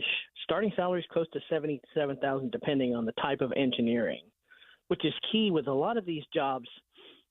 It's specialties are what's in demand. So, because you'll see some of these jobs, we'll talk about like attorneys, for example. Yes. If you're specialty attorneys, specialties in healthcare. In fact, this morning I dropped my car off at a transmission specialist because the garage that I normally deal with doesn't work on these types of transmissions. So I had to take it to a specialist who's probably going to get a lot more for the work that they're going to do than they would get at a general garage. We're talking to Chip Lupo from Wallet Hub about some of the best, and now let's pivot over to some of the worst entry-level positions. What are some of the worst, and what should we be looking out for? Because I can't help but think that when we're getting into a career, we have to project it out 15, 20, 30 years. Is this even going to be a job in the next 30 years? Right, and I'm looking here at the bottom of our list. Welder 1 is at the bottom of the list. Mechanical drafters, automotive mechanic. My father was a mechanic for 35 years, which was my first job, by the way, during summers, doing the easy stuff. Boilermakers, emergency dispatchers, architectural drafter is also low on the list. Telecommunications technicians. These are Go ahead, Deb. Go, Chip. I was just going to say, is this because of the concern that AI, artificial intelligence, will start taking over some of these positions? Because I know a lot of folks, and I've talked over the years to many people who are emergency dispatchers and have made it a career. And so I'm surprised to find it so low on the list in terms of, great entry-level jobs. I would think, it's job security, lots of people calling 911. And obviously they're getting cops and firefighters to the scenes where we need them the most. So that one surprises me, but I do think, maybe that's going to be taken over by computers. I don't know. Yes, all of these are at risk of being replaced by some sort of automation or AI. But you mentioned emergency dispatcher, and some of these jobs like this one, it's a pretty high stress job because you get some calls that are very frightening. Mm-hmm. And sometimes people are quick to react or overreact. If you transition that into more of an automated, it's more neutral. I mean, you're not going to get the overreactions and let the emotions get in the way. And that's true in a lot of these positions, customer service for one. The welder one stands out to me. That surprises me because we do hear a demand for the trades, and welders at the top of that list. It surprised me that it's one of the worst entry-level jobs. Right, but some of these jobs too also are based, what you have to keep in mind is that based on local economies. Is there a demand where you are for construction, for new home building? Are you moving to an area in which it's, ask the folks in Southern California, how hard is it to get building permits? If you're in an area in which it's seasonal, not a whole lot of construction going on in the dead of winter in the middle of New Hampshire. Or Utah. Yeah, we deal with that as well. Exactly. and that's what you have to take into account. And I think that's part of the reason why this is such an important list to look at and to consider. Okay, it may overall be a bad job, but perhaps it's a good entry-level position because of where you live right now. Perhaps if you are trying to build in Southern California, I would think with all the building that needs to happen, that would be good. But you're right. have you taken into account the permitting process as well? So great conversation. Chip, thank you so much for joining us. Chip Lupo. My pleasure. Chip Lupo from Wallet Hub. Yep. Let's take live calls. What was that first entry-level job you took? It could be any job. Dave's was video editor. Mine, getting my foot in the door, was retail. Maybe at one point I thought I wanted to go into banking or retail.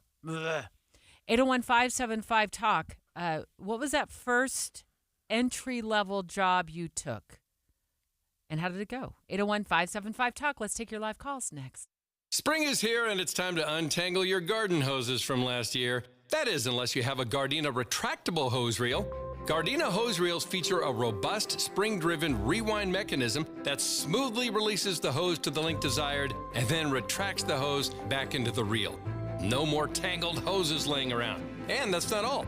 Introducing the Gardena Seleno Flex Robotic Mower, the intelligent, customizable, and hassle-free solution for your lawn care needs. Experience quiet operation, smart scheduling, and effortless maintenance with the most advanced robotic mower. Get your perfect lawn without the work. Plus, don't miss the warehouse sale on May 3rd, 845 Overland Road in North Salt Lake. Grab amazing deals on Gardena products, including the robotic mower and the retractable hose reels. Also offering KSL listeners 20% off and free shipping at Gardena.com by entering promo code KSL at checkout. Take the hassle out of your spring chores with innovative products from Gardena. This is the story of the one who, as a maintenance specialist for a historic high-rise, knows that vintage charm historically needs constant attention. Which is why, when it's time to upgrade turn-of-the-century mechanicals, they turn to Grainger. With easy access to 1 million-plus products and the scale to deliver when and where you need them. The right tools and supplies are never far away. So the one can keep that vintage building running like new. Call, click Grainger.com, or just stop by. Grainger, for the ones who get it done. This is Secret Clinical dominating extra stinky stress sweat. And this is regular deodorant. Secret Clinical in a heat wave. Oh, what a beautiful day. This is regular deodorant. Ugh, I can't. Secret Clinical with workout sweat. Let's run another marathon. And regular deodorant. How much more? Secret is the GOAT because nothing fights sweat better. Stay fresher under pressure. Dave, and Dujanovic. Well, with graduation on the horizon for not only college graduates, but also high school graduates, we decided to dial up Wallet Hub. It just dropped a new survey on the best entry-level jobs to kickstart your careers. With a lot of these jobs, it's specialties are what's in demand. So, because you'll see some of these jobs, we'll talk about like attorneys, for example. Yes. If you're specialty attorneys, specialties in healthcare.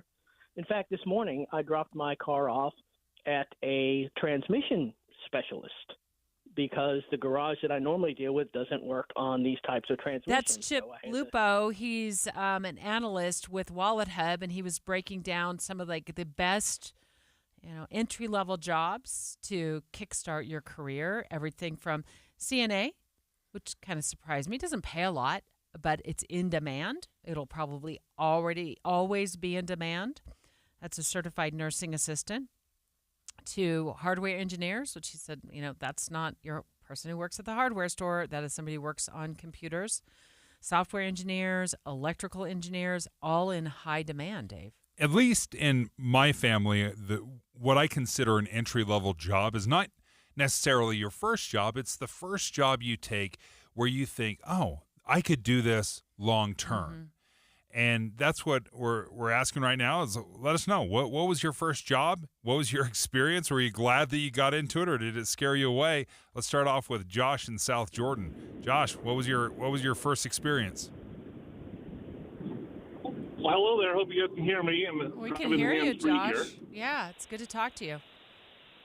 I started off 12 years ago with the company I still work with. I found this job off Craigslist. So it was just a warehousing position. And I just needed a job at the time. And here I am 12, 13 years later and progressed through different states in different roles and now have a 6-digit salary. That's awesome. Do you love it? It's been great. I had no idea what I was getting into 12 years ago. And I'm very happy to have explored all the different roles and opportunities that this job's given me. That's awesome, Josh. Thanks for sharing that. Because I think, sometimes we do, it's kind of like shooting a dart at a dartboard, when you're looking for a job and you found it on Craigslist, and look how that's worked out for you. That's amazing. Hi, Jeremy. How you doing? Good. Doing well. How's your Monday going? Oh, I'm just on my way up to Montana. Oh, I love it. I love Montana. Seems like every time we talk, I'm always on the road. Yep.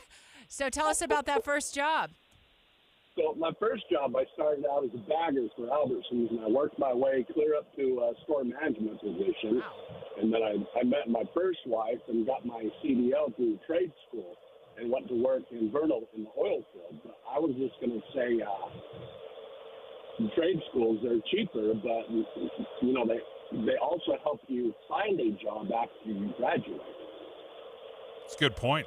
No, that's a great point, is actually finding that career as well. Jeremy, are you still driving truck? I am. Do you mind? Is it too personal for me to ask live on the radio? Like, just give us a salary range. So for people who are interested in getting their CDL and getting into a career in trucking, what can they look forward to? By way of example. It really depends on what kind of trucking you get into, if it's over the road, if it's local. Like dirt work for Staker Parsons, I worked for them for a few years. I was anywhere between 60 to 85,000. This company I'm working for now, I'm 6 digits, so I make about 115 to 140,000 a year. And you get to go to Montana. Yep, I go to Montana, Wyoming, Nevada, Idaho, Oregon, Washington. I'm away from home a lot, but... Jeremy, quick question. Part of the reason we're having this discussion about entry-level jobs is projecting out, the best jobs 20 years from now. Are you at all concerned, as a truck driver, are you concerned that autonomous vehicles are going to replace your job? In my trucking company, I would say no, because I haul hazardous chemicals. And so the driver has to get out, hook hoses up, unload the truck. They have to load the truck, and a self-driving truck can't do that. Well, hats off to you. Thank you, Jeremy. Yeah. Thanks for the phone call. Stay safe out there. Dave, you're going to say something? Oh, I was just going to say, that's a great example because there has been a lot of discussion about autonomous vehicles and even 18-wheelers. I know here in Utah, we've done a fair amount of research into long-haul trucking and what that looks like. But there are perhaps is this carve-out, this specialty, the hazardous materials, where you don't maybe want, it's one thing if a cabbage truck overturns, it's another thing if it's hazardous materials. Ooh, cabbage truck. Where'd you come up with that? I don't know. Whatever pops in your brain, right? Dave and I talking about best entry-level jobs according to a new Wallet Hub survey. They've listed more than 100 different jobs from best to most difficult or worst. Hardware engineer, which works on computers, tops the list.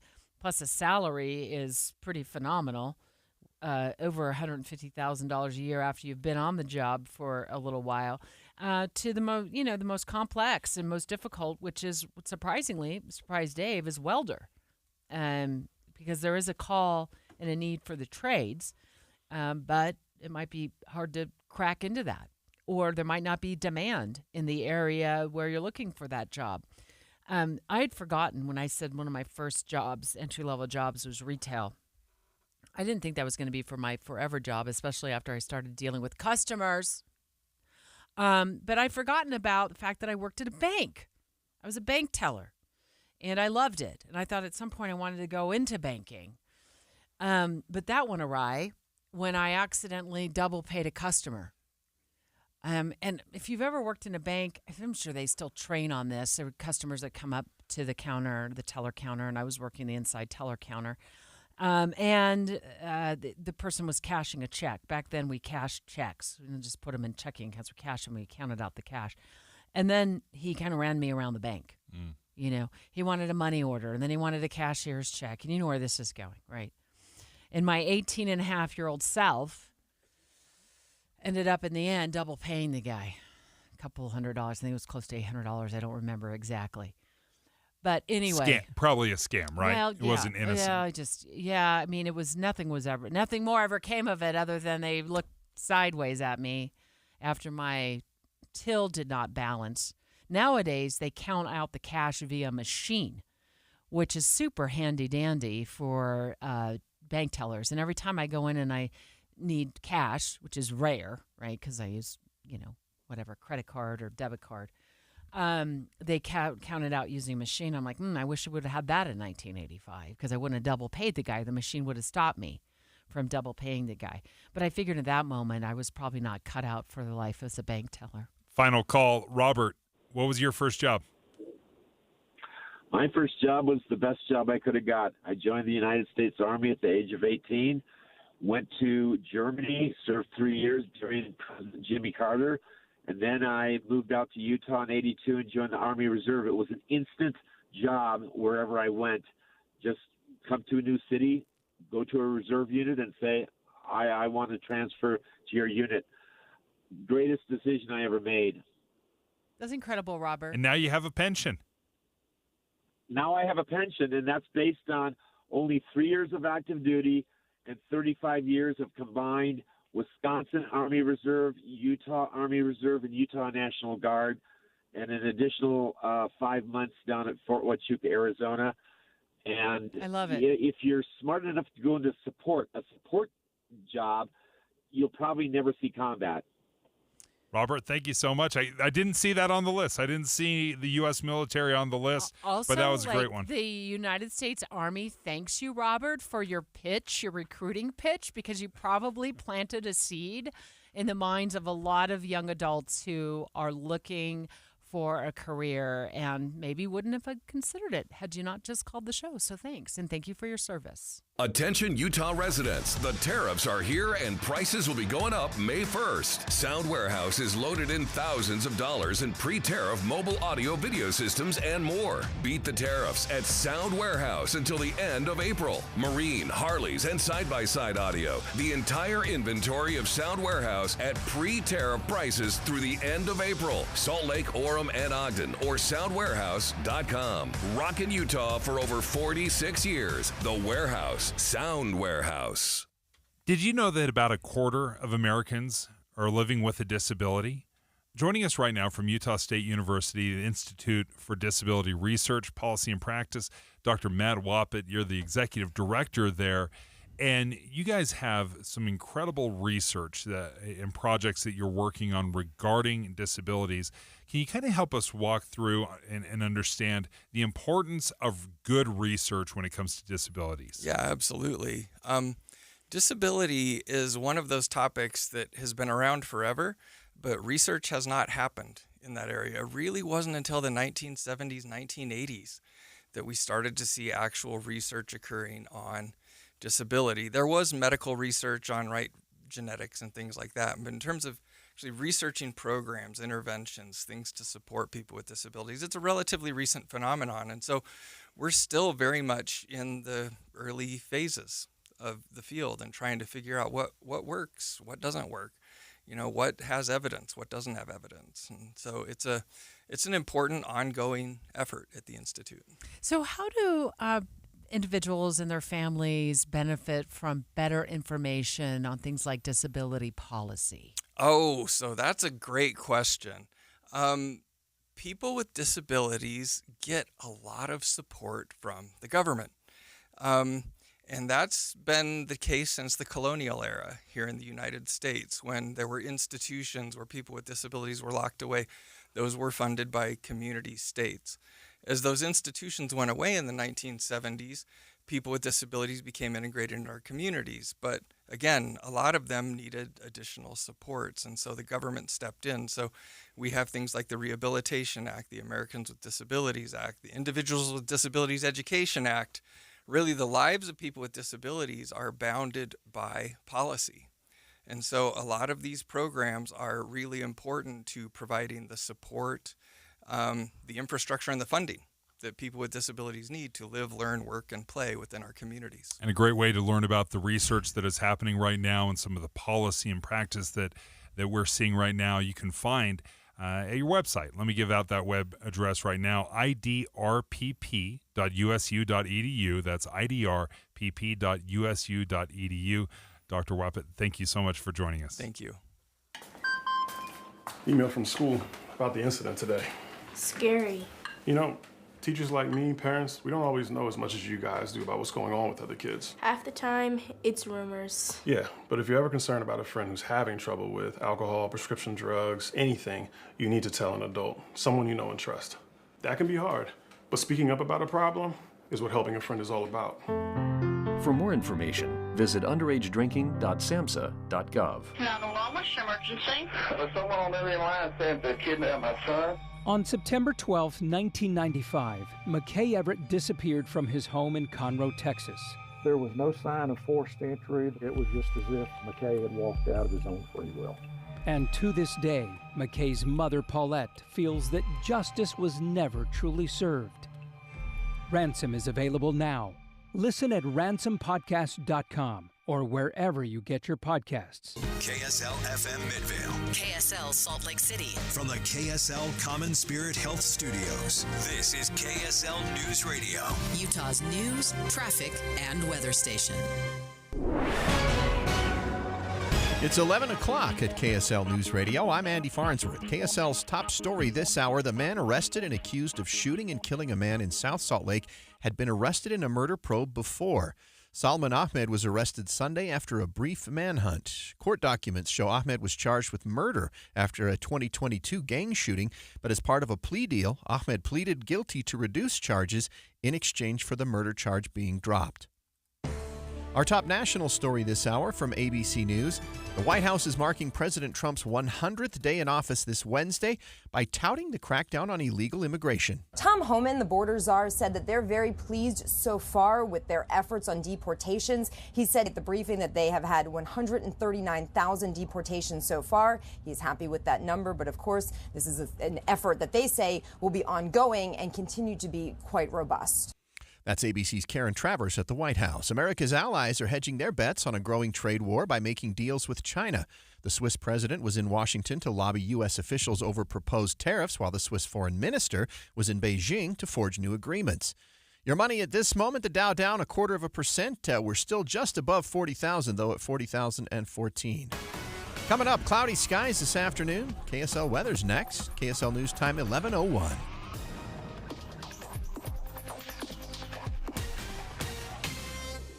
The sources where we get our news matters. When you listen to Utah's Morning News, we want you to feel the stories are important to you and trustworthy. This is Amanda Dixon. And I'm Andy Farnsworth. Join us weekday mornings on KSL News Radio. If you're living with dry age-related macular degeneration or dry AMD, you may be at risk for developing geographic atrophy or GA. GA can be unpredictable and progress rapidly, leading to irreversible vision loss. Now there's something you can do to slow it down and get it going slower. Izervay is proven to slow GA progression. Izervay gets GA going slower. Izervay or avacincaptad pagel is a prescription eye injection used to treat GA. Don't take it if you have an infection or active swelling in or around your eye. Izervay can cause eye infection, retinal detachment, or increased risk of wet AMD. Izervay may temporarily increase eye pressure. Your vision may be impaired after an eye injection or exam. Don't delay. Ask your doctor about Izervay today. Izervay gets GA going slower. Visit Izervay.com. That's IZERVAY.com. You know, in Box Elder County, they're all about the bucket list. Want to go birding at the premier birding destination in the western United States? Well, check off the Bear River Migratory Bird Refuge. How about land art? The spiral jetty and sun tunnels will leave you inspired. Or stand on the spot where the Union and Central Pacific Railroads joined and forged the destiny of a nation. Yep, Golden Spike National Historical Park is like no other place. Check. Splash, boat, camp, or fish your day away? Willard Bay State Park will guarantee a good time. Soak in a natural hot spring with the highest mineral content in the world? That would be Crystal Hot Springs. You'll feel rejuvenated. Eat at Utah's original steakhouse. Maddox Ranch House is perfection. Check. A 1920s diner. The Idle Owl Cafe will transport you back in time. As you empty your Box Elder County bucket list, you'll find a whole new set of adventures to fill it up again. Fill up your bucket list at visitboxeldercounty.com. Over 3/4 of Americans will experience foot pain, and most will just live with that pain every day. But Foot Solutions in Orem is here to change that. Here's Amanda from Provo. I am an active woman, ex-Division I basketball player at BYU. By trade, I'm a PE teacher. Over the last 2 years is when my feet really started hurting. And that's when Amanda's life changed with a visit to Foot Solutions in Orem. My experience at Foot Solutions was so unique to any other experience I've had. Over an hour they spent with me, really going over my specific pain points. After discovering so many solutions and custom in-house made orthotics, what does Amanda want you to know? Invest in your health. Don't be cheap to your feet. Living a pain-free, active life again has been worth every cent. Just search for Foot Solutions in Orem and find out more at footsolutions.com. I'm Amanda from Provo. I'm 47 years old, and Foot Solutions has given me back a pain-free, active lifestyle. Any Hour Services free furnace sale is going on right now. If you haven't scheduled your free estimate yet, do it now. Call Any Hour Services today or schedule online at anyhourservices.com.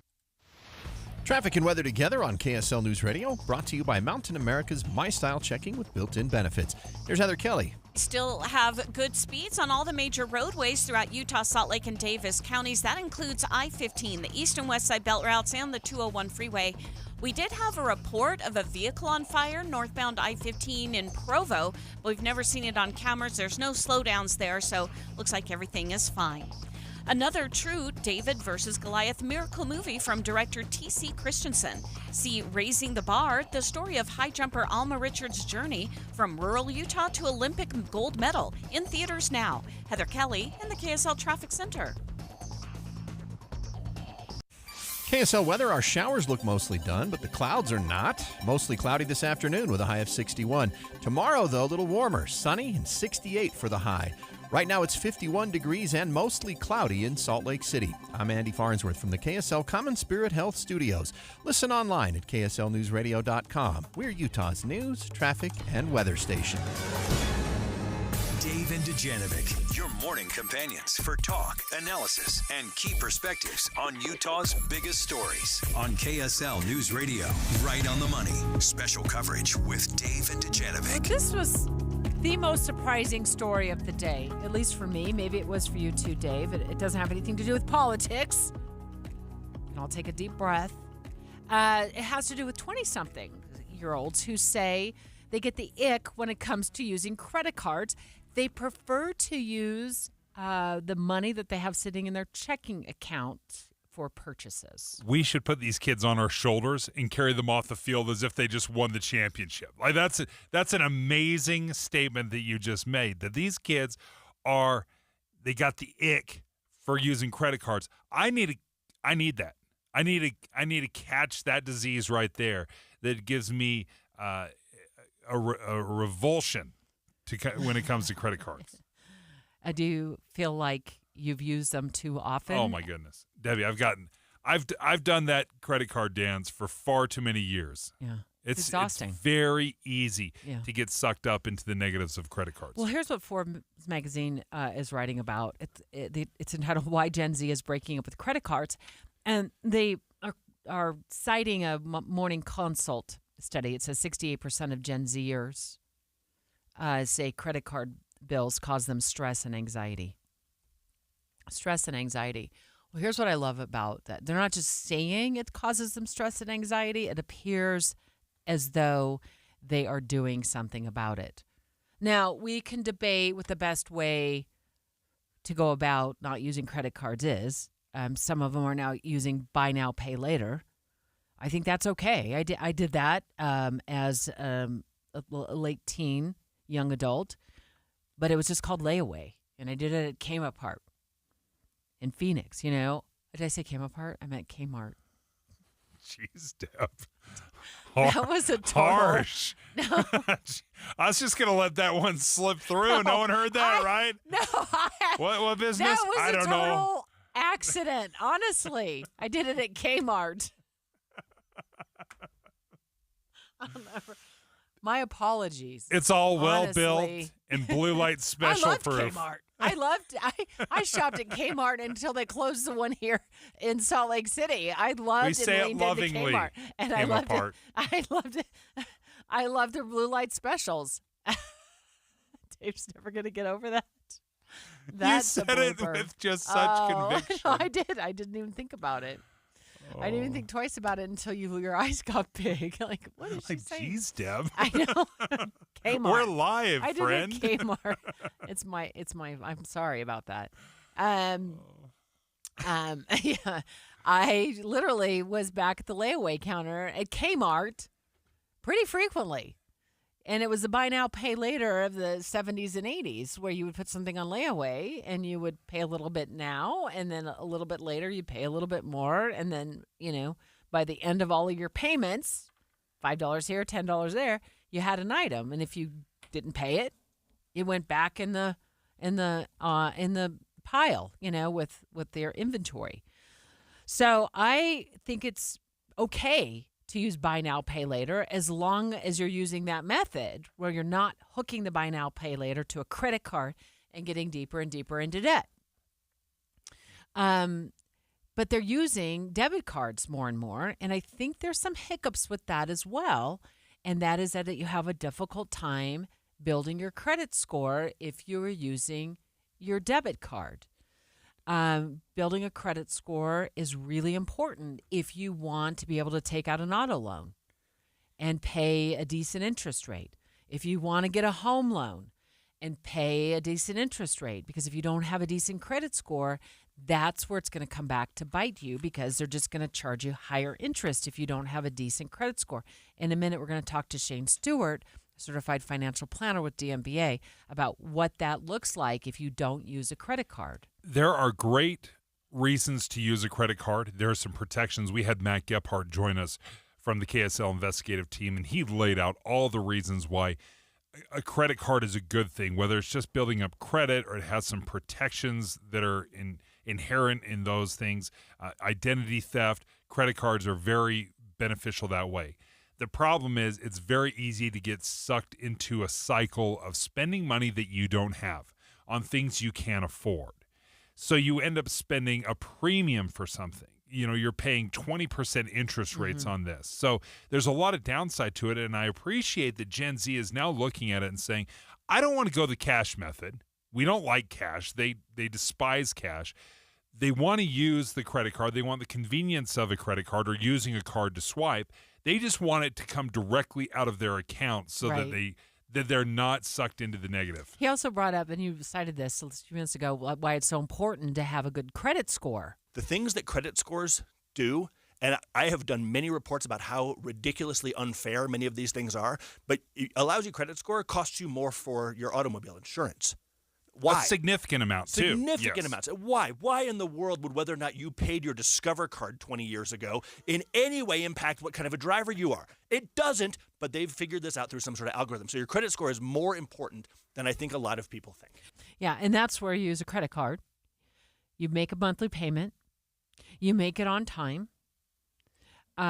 You don't let it go into default. It improves your credit score. So if we've got Gen Zers, the 20-something-year-olds, not using credit cards, I don't know how to get to that good credit score of 750, 800, 830.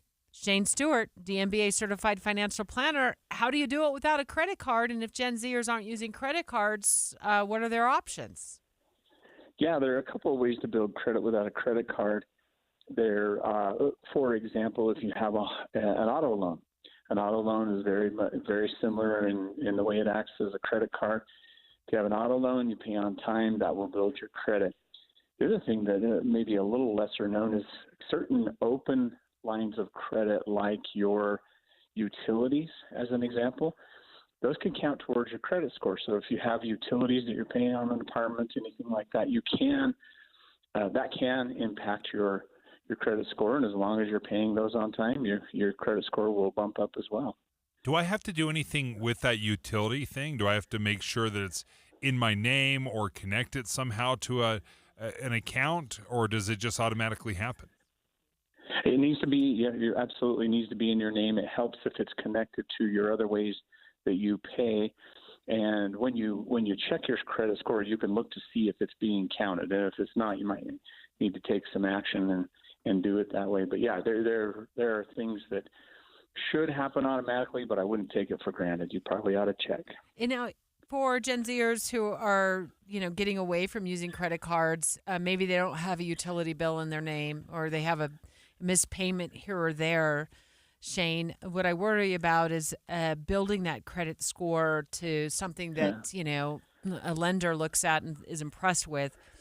Might be a little bit of a far outreach for these folks. And I don't know if they realize how much more that could end up costing them with a higher interest rate, whether it's on a credit card, on an auto loan, on a home loan over the course of that loan. And it's significant because they typically can't qualify for the better interest rate if they don't have a good credit score. Absolutely, and it's something you have to pay attention to. I'm with Dave. You have to applaud these Gen Zers who are getting away from credit cards. It's admirable. But they might need to get one with a really low balance and buy something once in a while and pay it off. That's all you have to do is just have a line of credit and show a history of paying. So maybe you don't use it all the time. Oh, I like that. Because it's got a low balance, but you buy something with it, you get your Starbucks, you pay it off, or you get something, and you just keep that going. And that way you're not risking getting into heavy debt, but you are showing a pattern of paying your debts. Shane, thank you so much for joining us. That's Shane Stewart, DMBA, Certified Financial Planner. And we're discussing, are there ways to build your credit score without getting a credit card? And a couple of good examples that Shane used was your utility bills or a car loan. Those are two ways where you can start building credit without having that credit card and that huge interest rate. Yeah, Dave and I talking about this because Forbes magazine has an article. It says credit cards are giving the younger generation the ick. That's Gen Zers, the 20-something-year-olds. And Gen Zers are typically 13 years old right now to 28 years old. I think they're talking to folks that are right in their, the 20-year-old range because they're the ones that are, faced with, do I take out a credit card or do I just use my debit card? And they're leaning in more and more to just using their debit card, what's in their checking account to pay for things instead of a credit card. In part because they are, quite frankly, drowning in debt. You had some good numbers on this of how much debt that these Gen Zers can have. $94,000. The highest average personal debt compared to other generations, $94,000. That is due to inflation. It's due to the higher cost of living that they're facing. So that could be, rent costs. Maybe they spent too much on a car. Their wages have stagnated, and they are faced with a more expensive education than their predecessors, right? Student loans. Yeah. Absolutely. Student loans. And so I think what they're experiencing is anxiety on that level. And so they don't want to add to that anxiety by racking up a bunch of credit card bills. So admirable and so difficult to do because when you can feel absolutely helpless when you're looking at tens of thousands of dollars of debt. You can feel like, oh, I'll never pay this off. So what's another swipe of the credit card? And to show that kind of discipline, I give great props to this generation because it's hard to do. It's hard to do as a 50-year-old man who's had a bad experience with credit cards as you're trying to make sure that you're paying it on time and not falling deeper in debt. But this is what their grandparents did. This is what the baby boomer generation did. Many who were, born in the 40s and 50s were like, I am not buying anything that I have to put on a credit card. I'll pay cash for everything. Cash is king. So what's old is new again. What went out of style in the 80s and 90s and 2000s when we got deeper and deeper and deeper into debt is now back in style. And I wonder if that's because of lessons they've learned. Caitlin Johnston, our oh, you're just barely Barely past missed a the Gen mark, Zer. but close enough. Barely, but you are the first one in the newsroom that we look to when we talk about attitudes of a younger generation in their 20s. What do you think it is that is giving Gen Zers the ick about using credit cards? Well, I do feel like it's just that peace of mind. I think the world is very overwhelming and everything does seem so expensive. And I mean, I've done this myself. I've definitely fallen into the credit card trap, so I've learned from my own mistakes. But I'm kind of happy to see people maybe realizing this before they have to experience that on their own to get into a mess of credit card debt and have to, resolve that. But I think just peace of mind, a simple living, and just doing things that don't, cause like them to have a liability. And I just think that we're all searching for that peace, I guess. That's just how I can see it, because I can relate to that, because I've kind of stopped using my credit cards as well, just because it's one less thing I have to think about. It's like, oh, did I transfer that money? Or did I pay that off last week? Because I tend to lose track of it a lot of the time. So as the resident zillennial, I do wonder, when you're looking at debt, and not speaking to you specifically, but just the generation in general, if you're looking at tens of thousands of dollars in debt, how do you keep from becoming disheartened? Because it does feel like not using the credit card is a little bit of a drop in the bucket to the tens of thousands of dollars that you have in student loans and cars and not mortgages, but rents. Well, I do think that you can feel very overwhelmed and disheartened, but that's why taking that one factor, the one credit card out of the mix, can help you focus on the student loans and all of that. And even an auto loan can be overwhelming, but hopefully you can just make those payments on time. And I like what you're saying, that this is what your parents did and my grandparents, because I do think history repeats itself a little bit, and we've been very spendy over the last few years. I think we have all had a problem with just, advertisements and buying and clicking and stuff like that. Well, where you're at a disadvantage compared to older generations is that it's right at the tip of your fingers all the time. Yeah. There was a time when you'd have to either get on your bicycle, your skateboard, or beg your parents for a ride to the mall to check out the new merchandise. Mm-hmm. And nowadays, it's one click on your cell phone, and it's in your face constantly. And if that's not enough, there is a constant stream of notifications. If you want to buy something in the moment, you can. Whereas before, you had to think about it, and if you never found that ride to the mall, you never bought the thing. But I'm also looking at the rest of the other aspects of this article in Forbes, Caitlin, and it says credit cards give Gen Zers the ick, according to a financial therapist, not just because of the high interest rates and confusing terms, but because they feel outdated. And then she also mentions anxiety-inducing. So do credit cards feel a little old school to you? I would say with the new buy now, pay later options that are so easily available on every single website you go on, basically, you have the option. That's basically the new credit card. It's just you don't have to, you can use your real money. And it's out. Do you attach it to your debit card? Yeah, so you it comes out of your checking? You should. I say if you're going to do buy now, pay later, do it out of your debit card, because it's just basically like your credit card payment that comes out every month. But do you worry about a mistake though? Being made that it draws it out of your checking account, maybe. A larger amount than you were expecting, or what has been your experience with that? With buy now, pay later, it's very set. It's like $25 per 6 months, whatever the spending is. So I think that is really the solution that has maybe pivoted. And that's much like the layaway that I went through back in the day when I would walk to the back of a Kmart store and make a payment, every other week when I got paid or something like that. Yeah, I think so. And I also wonder, credit cards, we use our phones as our wallet a lot of the time to pay. So not having that physical credit card, I just wonder if the younger generation doesn't care. I don't know. It's interesting to me, but I'm happy to see this because I think we all need to follow suit a little bit. It's interesting because there's a lot of research that shows that when you have cash versus a credit card, you are far more likely to swipe the card than you are to spend the cash. For some reason, just holding that cash and passing it over, that kind of physical, I'm handing you my money, will reduce spending. But your generation don't use cash. In fact, about 20 to 30%, only 20 to 30% say they use cash as their primary, money. Mostly it's cards or your phone.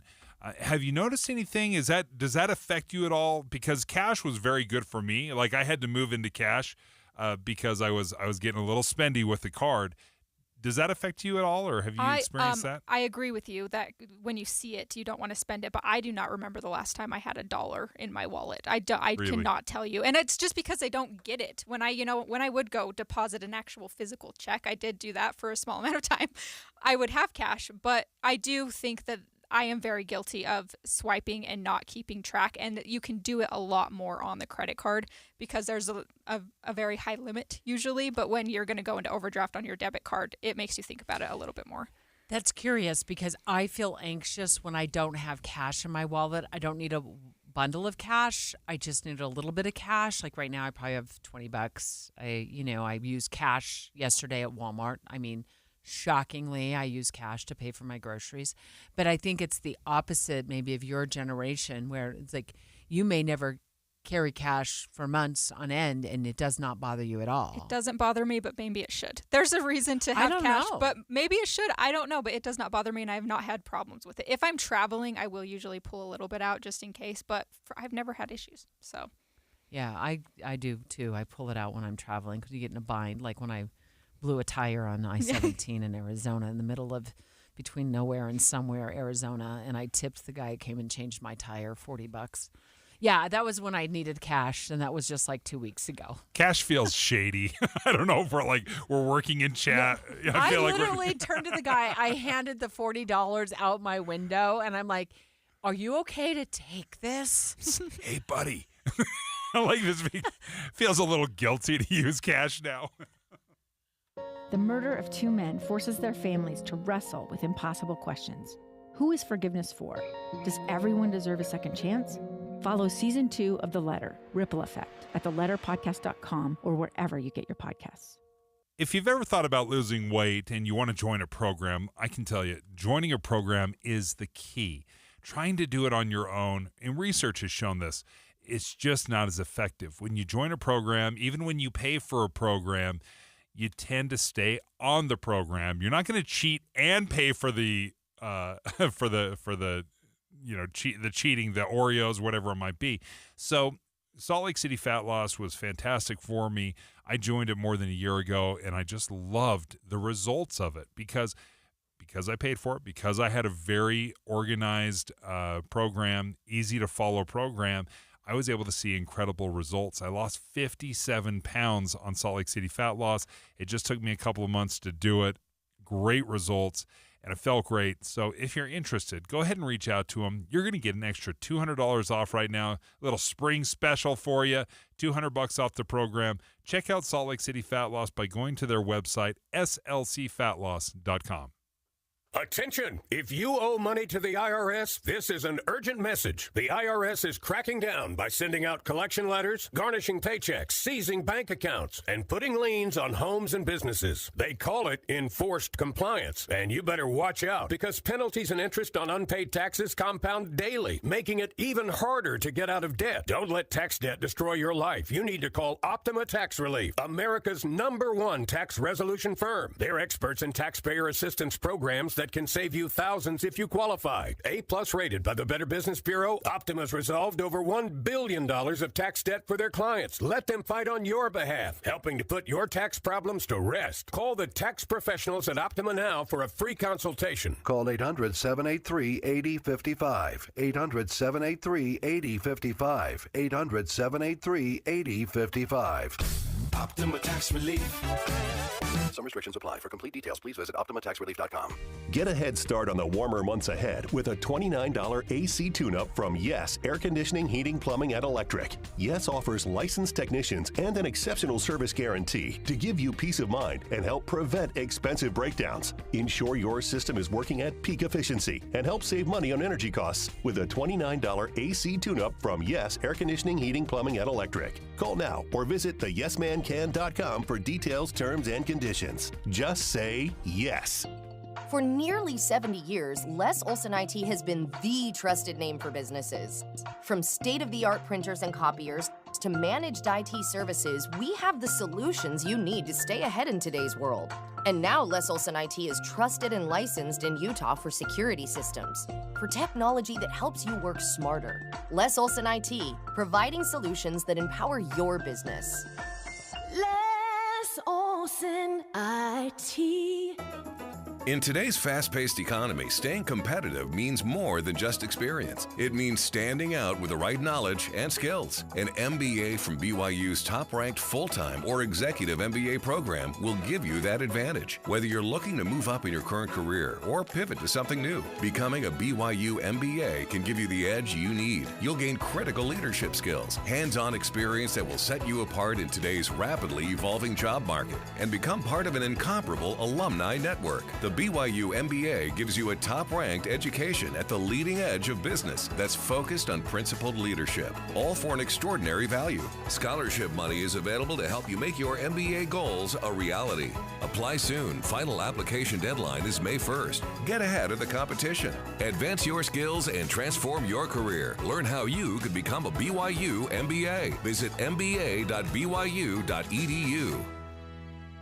Before a disaster turns your family's world upside down, it's up to you to be ready. Get a kit, make a plan, be informed.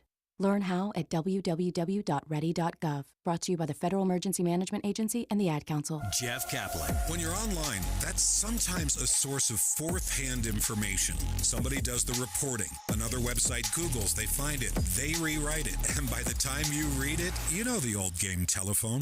But KSL is a source of primary information. We have reporters on the street. They're out in the field finding out the details. And the difference between online and KSL News Radio, night and day. Jeff Kaplan's Afternoon News, 3 to 7 on KSL News Radio. 11:30 at KSL News Radio. I'm Claire Scott. KSL's top story this hour. Union workers have enough verified signatures to put a controversial new law on the ballot next year. Opponents called this the anti-union bill, since it takes away the ability for unions to represent state workers at the negotiation table. Governor Cox signed it into law earlier this year, but referendum supporters gathered a record-breaking number of over 320,000 signatures, 3 times the required amount to get a proposal to repeal the law on ballots in 2026. Our top national story this hour from ABC News. The White House says President Trump will sign 2 more executive orders today aimed at boosting his immigration crackdown. According to Press Secretary Caroline Leavitt, that includes one order addressing sanctuary cities. It will direct the Attorney General and Secretary of Homeland Security to publish a list of state and local jurisdictions that obstruct the enforcement of federal immigration laws. The White House has been touting President Trump's record on immigration as he nears his 100th day in office. New research suggests eating ultra-processed foods could be linked to early death. The study found that for each 10% increase in ultra-processed food in your diet, your risk of dying early goes up 3%. And your money at this moment, the Dow is down 227 points. The S&P is down 55. And coming up, sunny skies are on the way back, but we'll get more clouds first. KSL weather is next. KSL News Time, 11:31. Mornings are for recharging. And they're for starting your day right. We volunteer to join you in the car. Get news and weather at 102.7 FM during the most important part of your day. Andy and Amanda, each morning between 5 and 9 on KSL News Radio. Be advised, this is your opportunity to save up to 40 to 80% on a hot tub or swim spa. This weekend only, Friday through Sunday, 2 locations, Sandy and Hurricane. Be advised, this is your opportunity to save up to 40 to 80% on a hot tub or swim spa. This weekend only, Friday through Sunday, Mountain America Expo Center. 18-month interest-free financing. Our factories have demanded we sell 1,000 hot tubs and swim spas this weekend. Washington County Fairgrounds Legacy Park. Huge factory incentives, factory rebates. This weekend only. Mountain America Expo Center. We can remove your old hot tub. Free delivery of your new hot tub. Hot tub starting at $2,999. Washington County Fairgrounds Legacy Park. Free delivery of your new hot tub. Just relax and enjoy. 2 locations, Sandy and Hurricane. Friday, 2 p.m. to 8 p.m. Saturday, 10 a.m. to 8 p.m. Sunday, 10 a.m. to 6 p.m. Mountain America Expo Center, Sandy, and Washington County Fairgrounds Legacy Park, Hurricane. Call 833-SPA-SALE or visit hottubandswimspasale.com. Traffic and weather together, brought to you by Mountain America's My Style checking account with built-in benefits. Here's Ricky Meese. We do have a crash with injuries and debris on the road, and it's blocking traffic. This is going from Taylorsville towards Murray, eastbound on I-215 southbound. It's just after Redwood Road. Only one right lane of traffic is getting by. We are starting to see backups. Not sure how long this is going to be here. And of course, if you see something happening on the roads, text us on the KSL Mountain Home Services text line at 57500. Murdoch Hyundai, home of 3.99% for 6 years on Santa Fe, Tucson, or Elantra. Ricky Meese in the KSL Traffic Center. Our showers look mostly done, but the clouds are not. Mostly cloudy this afternoon with a high of 61. Tomorrow sunny, 68 for the high. Right now it is 52 and partly cloudy. I'm Claire Scott from the KSL Common Spirit Health Studios. Listen online at kslnewsradio.com. We're Utah's news, traffic, and weather station. Dave and Dujanovic, your morning companions for talk, analysis, and key perspectives on Utah's biggest stories. On KSL News Radio, America's top political story. Special coverage with Dave and Dujanovic. Dave and I have been looking through this new Washington Post, ABC News, Ipsos poll that dropped regarding the first 100 days of President Trump's second presidency.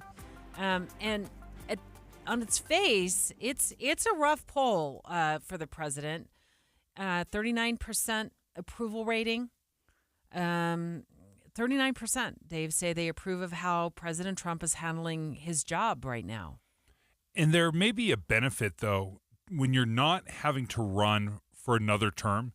Like, this is President Trump's second term. This is it. He's done. You don't necessarily have to govern with an eye to the next race. And I think over the years, politicians have played it so safe that they don't take any chances. And whether you agree with President Trump's policies or not, there's no question he is taking chances. And he can take chances because he's got 4 years. Whether you want it or not, he's got 4 years, and he is leaning into it in a way that is far different than Trump 1.0. When he first was trying to get his feet underneath him, how does government work, putting his team together, he hit the ground running on day one when he was sworn in as president. So on some of the issues that I would expect him to be winning on, at the top of that is immigration, but he, according to this poll, 53% disapprove of how he's handling it. 46% do approve. Managing the federal government, 57% disapprove. 42% approve. And then when we drill down on some of the more nuanced and maybe the issues that aren't getting as much attention, reducing federal funding for medical research, 77% oppose this, 21% support it. Increasing the federal government's role in how private universities operate.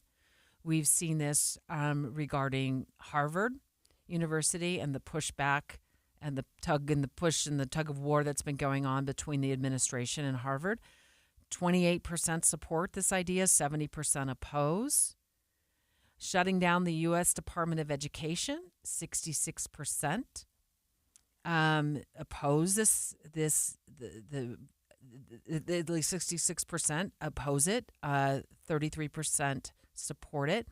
So it's hard to find a silver lining in this poll if you start looking at those numbers. But perhaps that silver lining is what you just addressed: is that memories are short. We tend to forget about the news cycle these days. Within 24 hours, it's gone and we're on to a new issue. But I'm sure that the Trump administration is busy back in Washington, D.C., trying to remind folks about, what it is that he's trying to do and accomplish. And perhaps Kelly Meyer with News Nation can join us now. Good morning, Kelly. Hi there. Thanks for having me. Well, you're the White House correspondent for News Nation, so maybe you can shed some light on, is this poll at all impacting, the Oval Office today, or are they touting his accomplishments over the last 100 days? Yeah, it really feels like they are ramping up this 100 days a week schedule and really coming out of the gate with an early White House press briefing, and they're really trying to showcase what they believe they've done in this first 100 days. We don't know if this, the polling is part of why they're taking this approach and developing this strategy to really, highlight each day a different thing, a different issue. Today it's immigration and the border, and as soon as you walk into the White House today, there are these yard signs kind of just, sprawled out over the lawn as you walk in closer and closer to the West Wing. And each of them say arrested. It has a picture, a mugshot of who they say is an illegal alien that entered the country, and then the crime that they were allegedly committed. And they have these all over the North Lawn to show that they are tackling immigration and the border. And then they brought out the border czar, Tom Homan, at the early briefing, and then he's going to sign executive orders today. And then it goes on into the next day. Tomorrow's actually their 100 days.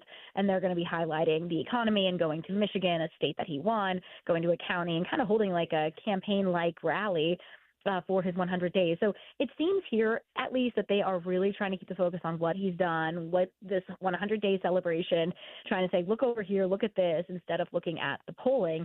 And they feel as though how they've handled the economy, for example. So it's an interesting strategy we're seeing, and it seems very full force, very full on of this focus on the first 100 days. President Trump has said that some of these policies do come with what he says short-term pain. This is going to be something that we have to kind of put up with. But in the long term, this is supposed to benefit us. Is there a sense that President Trump is governing in a way where he doesn't have to worry about the next election, that he can look at this and say, hey, I've got 4 years to make this thing work, I believe in, and I'll take the hit if it is in the first 100 days? Yeah, it's interesting. There was this recent interview he just did with The Atlantic, and he had this quote in there talking about the differences between his first term and his second term, and basically saying that, he came in his first term. I think I have it here. I'm trying to bring it up. He came in his first term, and he was focused on basically just having, trying to get through, trying to focus on running the country and kind of, had some, how he called it, crooked people work with him.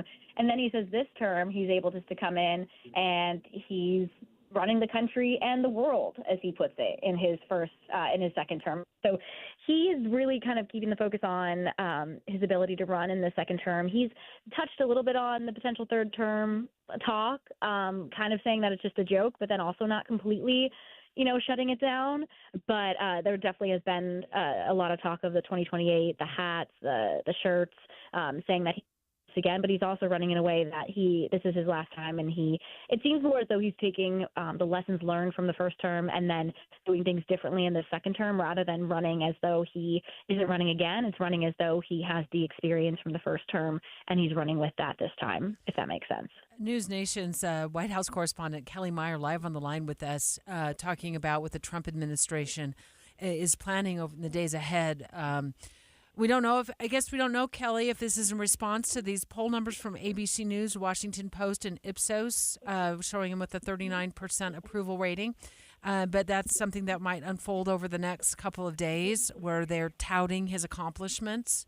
And I'm curious to what your thoughts on this, or whether the administration is going to be addressing this at all. That 56% of those polled feel that he has gone beyond his authority without justification.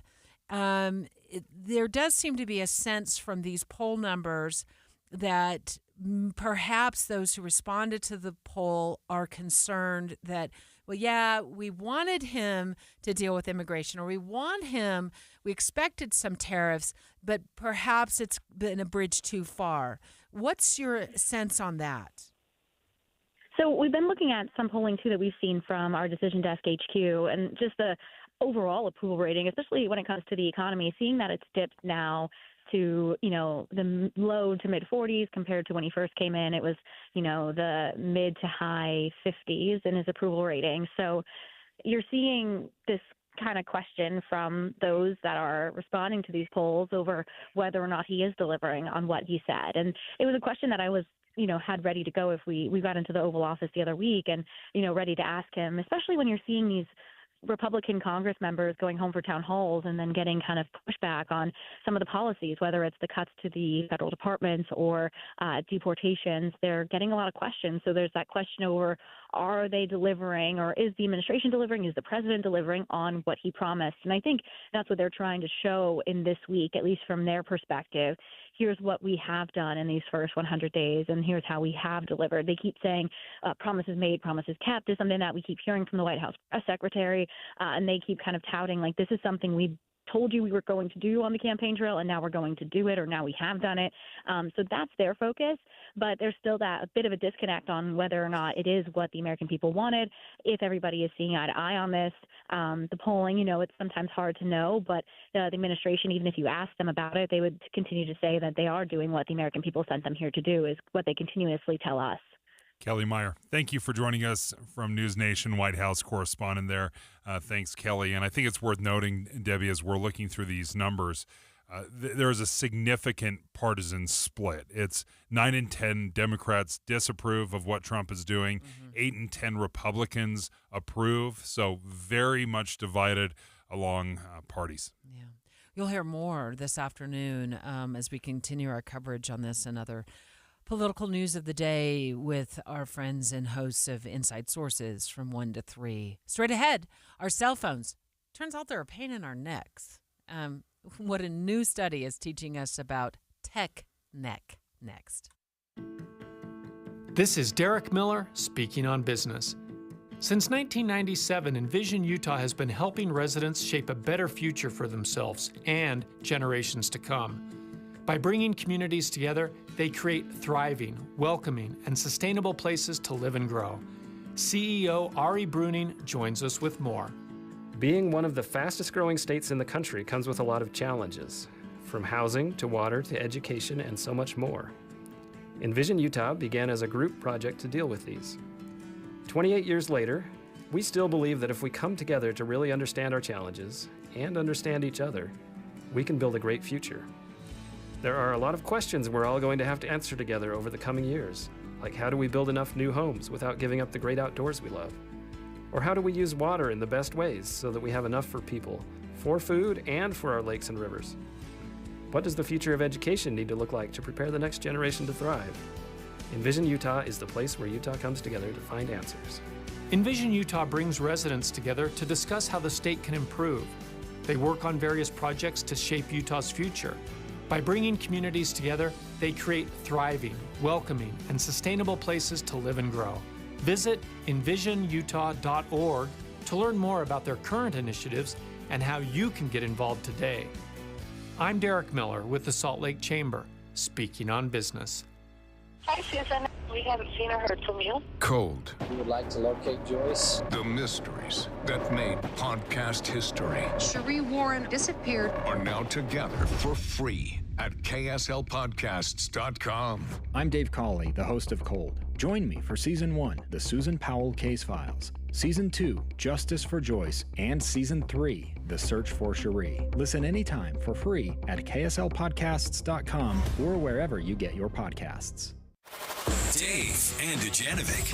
There's a new survey out. It's actually a study.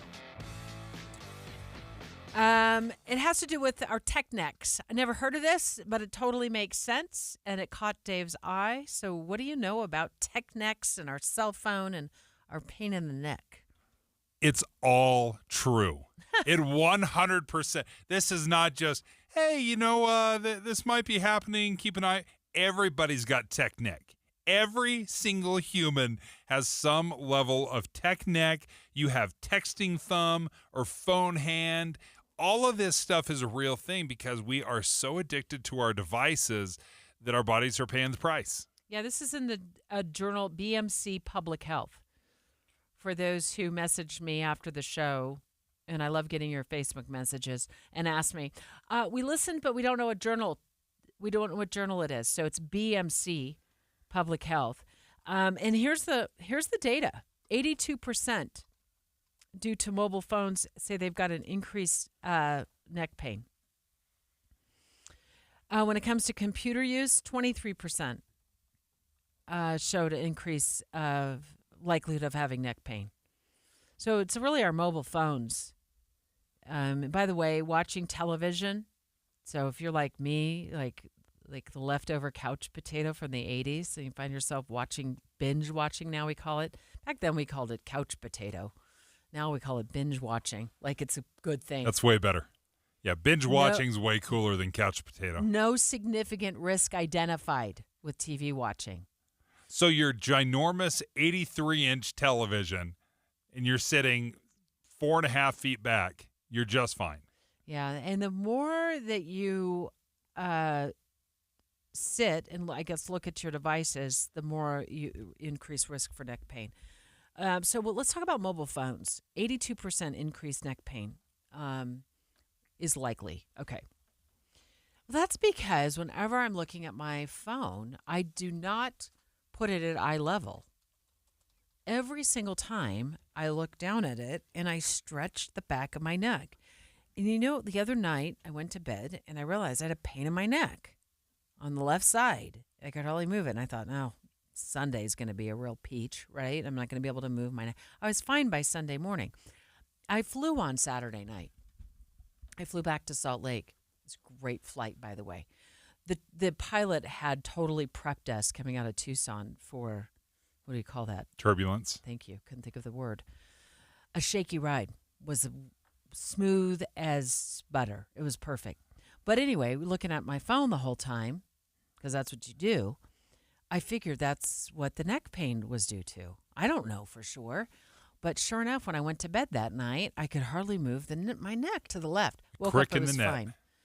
So how do you look at your phone? Same way? Exact same thing. My head. I remember talking to a chiropractor one time because my back was kind of out, and he's like, "All right, just walk around. Oh, your posture is terrible." That's what he said, like right out of the gate. Because I've always been very tall, and I don't know. I just got into a bad posture so you're trying habit. To shrink yourself to be perhaps. the height I have the same thing. I mean, I'm not as tall as you, but I'm 5'8.5". Yeah, you're and that's super pretty tall. Right? And anyway, he said your posture is terrible. He said your head weighs 11 pounds. Just yours, and, or yeah? Is that well, mine probably everybody's? weighs 18 pounds. I got a ginormous That's head. interesting. Yeah, Never heard of this. Yeah, your head weighs 11 pounds. He's like, think of it if you tried to balance it on a broomstick, and if you were straight up, straight down, you could balance it. As soon as you start leaning it forward, it'll fall out of your hands. It's just too heavy. Like a bobblehead. Yeah, so he said that it's why it's important to have good posture. Well, it's the same thing when you're looking at your phone. Your head is an 11-pound watermelon, and every time you drop it down and put your chin on your chest, it is putting all that pressure on the muscles in the back of your neck. So this tech neck is 100% something I experience all the time because that ginormous watermelon on top of my shoulders is straining all the muscles. So they also say that you not only get the neck bending, you get the shoulder slouching. Mm-hmm. Check and check. Yeah, because your arms are holding the phone. So you're already kind of like in this weird position. Sure. Your head's down, and then you do this for hours. Even when I'm laying in bed, I'll prop my head up with pillows, and then I'm looking at my phone. It is the most unnatural position ever, and I'll just scroll. So I realized I was doing this a few weeks ago when I was on social media in the evening. I'd eaten my dinner, sitting there alone. Nobody at home. This is the life of an empty nester. You look around, you're like, no, I got nothing to do. Dishes don't need to be loaded. Because I'm using paper plates, because I'm an empty nester, so I didn't have to do dishes. And I was online for about an hour. And I was sitting at the kitchen table in kind of like a bench that I have, a padded bench. Don't worry, I wasn't sitting on a non-padded bench for an hour. And I realized I was literally in like the yoga move, child's pose, practically, sitting up straight for an hour. And then when I went to put my back back, like when I was like, roll your shoulders. I am in pain. It is like I am just a ball. I'm a human ball curled up at the kitchen table. It's just like this has all started in the last, what do you think, 10 years? Yes. As soon as the iPhone came out. Well, they also say contributing factors to this is the pandemic because we shifted to online work. Mm-hmm. So when you're looking at digital devices, whether it's a computer or your mobile phone, this neck pain, you run a greater risk of developing the neck pain. But these aren't going away, right? I mean, they're not going away. So what do you do to deal with it? Improve your posture. And they've got some good tips of how to do this. Give them to me. All right. So first of all, your screen needs to be 20 to 30 inches away from your eyes. So this is arm's length away from your eyes. Is that how you're looking at your screen? No, because at that length, I would need either size. Binoculars? Yeah, font size 25. Or, binoculars or reading glasses. But okay, what's the next tip? Use a computer monitor or laptop instead of your phone with that bigger screen. You can also take your screen, and this is something I'm terrible at, raise your screen to eye level. Think of how many times your screen at your desk is downward. I know. Where it brings your head down. The other day. I'm literally lifting it to eye level to me right now. It's basically 6 feet tall. I had this the other day where I was sitting in the newsroom and I have two computer monitors, a third if you count my laptop, and I had my nose right up to the... Right on top. Yeah, right on top because I wasn't aware that you could enlarge the font size by using the mouse. Anyway, long story short, I was hunched over my computer. I looked ridiculous. Thank goodness the boss walked by and taught me how to use my computer. And he helped me enlarge the font size. But these are the crazy things that happen. And all because we're using more devices in our lives. How about if we just put the phone down?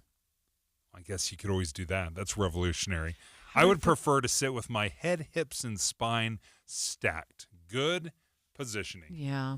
I look forward to every day putting my phone down for a nap, setting it aside, working on my posture, and having less tech neck. Straight ahead, Maria's got an update for us on a story that was developing throughout yesterday and this morning. Hundreds of families spending the night away from their homes in South Salt Lake after a gas leak. So Maria is going to update us on that next on Utah's New News. We were living in a townhome, renting at the time. We were ready to own our own house. Once we found a realtor, a world of possibilities opened up to us. We found a house that we really wanted, but we thought at first that it might be out of our price range, that we couldn't afford it. Our realtor was able to introduce us to state programs that help first-time home buyers, such as a state grant and state help to lower the interest rate. In the end, she made it possible so that we could buy a home. Let an experienced realtor guide you. Go to myrealtorstory.com. Seems everything costs more these days. Gas, groceries, and when's the last time you checked your wireless bill? When it comes to big wireless, if you're staying, you may be overpaying. Switch to Consumer Cellular to get the same fast nationwide coverage without the big wireless bill. Plans start at just $20 a month, and now for a limited time, new customers can get their second month free. Call 1-888-FREEDOM, visit a store near you, or consumercellular.com and start saving today.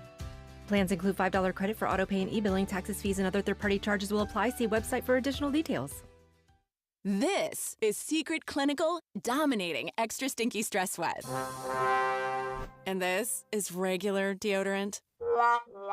Secret Clinical in a heat wave. Oh, what a beautiful day. This is regular deodorant. Ugh, I can't. Secret Clinical with workout sweat. Let's run another marathon. And regular deodorant. How much more? Secret is the GOAT. Because nothing fights sweat better. Stay fresher under pressure. Attention Utah residents. The tariffs are here and prices will be going up May 1st. Sound Warehouse is loaded in thousands of dollars in pre-tariff mobile audio video systems and more. Beat the tariffs at Sound Warehouse until the end of April. Marine, Harleys, and side-by-side audio. The entire inventory of Sound Warehouse at pre-tariff prices through the end of April. Salt Lake, Orem, and Ogden, or soundwarehouse.com. Rockin' Utah for over 46 years. The Warehouse, Sound Warehouse. Hi, it's Tori DeVito. In every family, small conversations can make a big impact. I grew up on tour with my parents. Kind of different, but we bonded over music just like other families do over sports, camping, or other interests. And we talked. Little everyday conversations from silly to serious that built a foundation over time. Honest conversations, like when my dad shared his experiences as an alcoholic. Your honesty about that part of your life gave me a sense of integrity that I wanted to uphold in my own life. And I was so grateful that you and Mom had become these sober, stable people who were always there for me. I wanted you to know from someone who's been in recovery more than 30 years now that hard work is what creates success, not alcohol or other drugs, whether it's music or anything else. I said it a lot, and I'm glad you took it to heart. Talk, they hear you. For more information about talking with your kids about underage use of alcohol and other drugs, visit underagedrinking.samhsa.gov. How does a soccer club born in an unlikely place, Utah? You sure you want to do that in Utah? built with players no one else wanted, We knew no one believed in us. reach the league's highest heights? We finally did it. It was like just this feeling of getting to the top of the mountain. How does that same team find a way to shatter expectations in the midst of a fight for its own survival? Our club is burning to the ground as we speak. I'm Amy Donaldson, and in a new podcast, Making of a Moment, the RSL story, we take a closer look at one of those iconic sports moments Soccer is a crazy game, and we saw it firsthand tonight. and unravel how knowing the truth of these moments can transform what they mean. I just kind of got chills right now thinking about it. Making of a Moment, the RSL story, is available now. Follow us at makingamomentpod.com or wherever you get your podcasts. Dave and Dujanovic. If you're driving to work or you're driving the kids to a soccer game, we're your in-car companions. People will come up to me and say, "Oh, I talk to you every day. You don't realize it because I'm talking at the radio, but I talk to you every day." Listen for Dave and Dujanovic 9 to noon on KSL News Radio.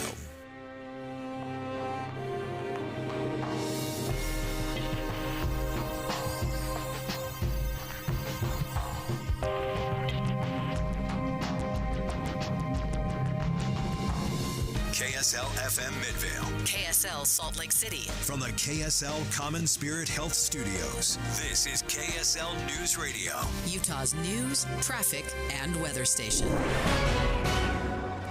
Good afternoon. KSL News Time is 12 o'clock noon. This is Utah's Noon News. I'm Maria Shaleos. KSL's top story this hour. Hundreds of families spent the night away from their homes in South Salt Lake after a gas leak. The gas company is currently going through and double checking all of the meters that we turned off so they can get them turned back on. There's no danger in the area anymore. That is South Salt Lake City Fire Chief Terry Addison. Now we are hearing from one of those families. KSL News Radio's Adam Small has more. It was chaotic. Last night started out normally for Bernadette Glines and her family, but quickly turned out to be anything but. We went to the grocery store and then we went back home and then we were asked to leave. Glines and her husband ended up joining a dozen other people at an evacuation center at a local church building down the road, but they ended up staying in the car the whole night waiting for updates. We're confused. We don't know what's going on. But they and the others did finally get that good news after about 12 hours of waiting. We can go back home and take care of our stuff. We need to work. In South Salt Lake, Adam Small, KSL News Radio. Catholic Community Services will be able to continue their refugee resettlement program after some donors came forward to fund it. KSL News Radio's Alexandria Bonilla reports. Private donors were able to raise $1.5 million of the $2.5 million in lost federal funding.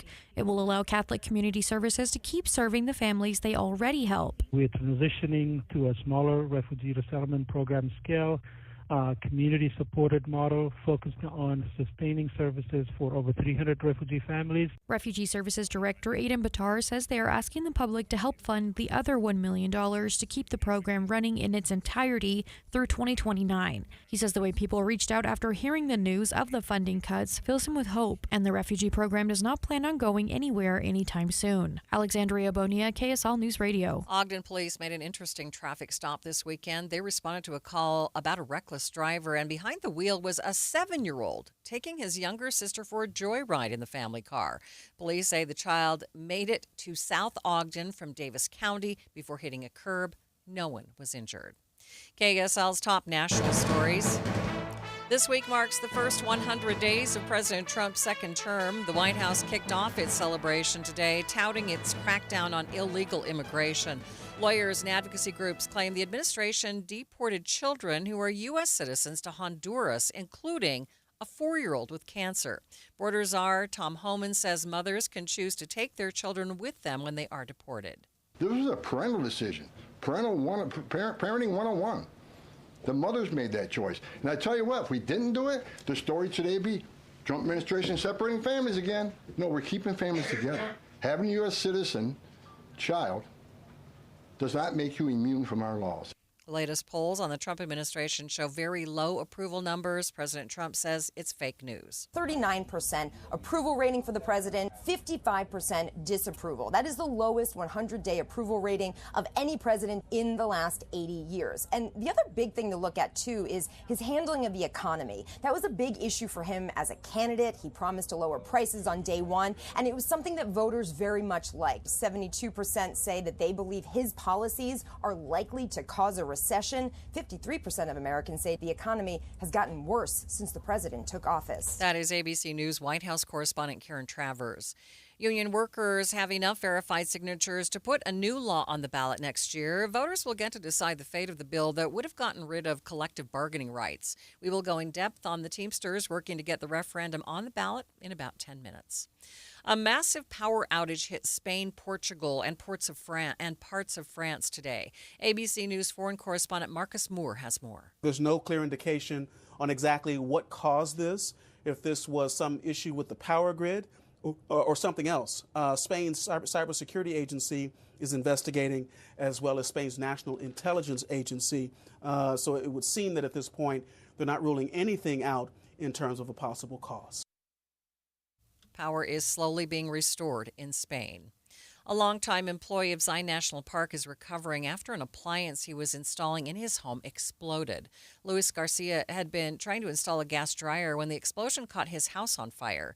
His stepson, Adrian Ponce, tells KSL-TV he found Garcia in the basement and helped him get out. I was helping and just holding his hand to just get up.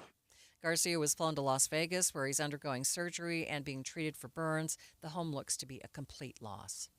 Warm weather means more search and rescue missions. Grand County Sheriff's Office says they spent the weekend busy responding to dirt bike accidents, ankle injuries, injured runners, and disoriented cyclists. They responded to a total of 7 calls over 36 hours.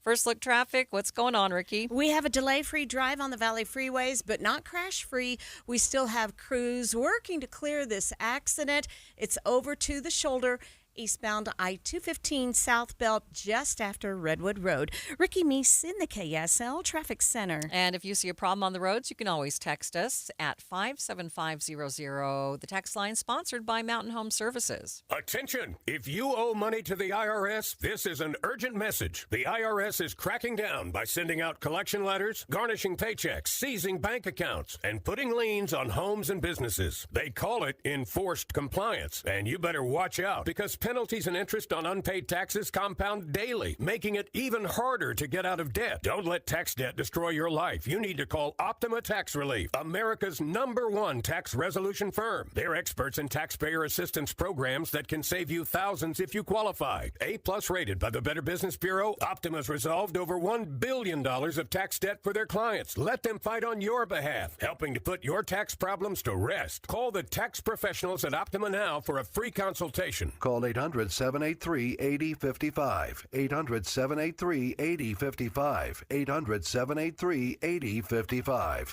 Optima Tax Relief. Some restrictions apply. For complete details, please visit OptimaTaxRelief.com. This Friday from 10 to 1, the movie show comes to Sound Sleep. But first, take time to learn about a better night's rest. Sound Sleep delivers oral appliance therapy that treats sleep apnea without the use of CPAP machines. They're professionally fit, warranted, and covered by most major medical insurance. End the days of a poor night's sleep. With offices from Clearfield to St. George, Sound Sleep will help.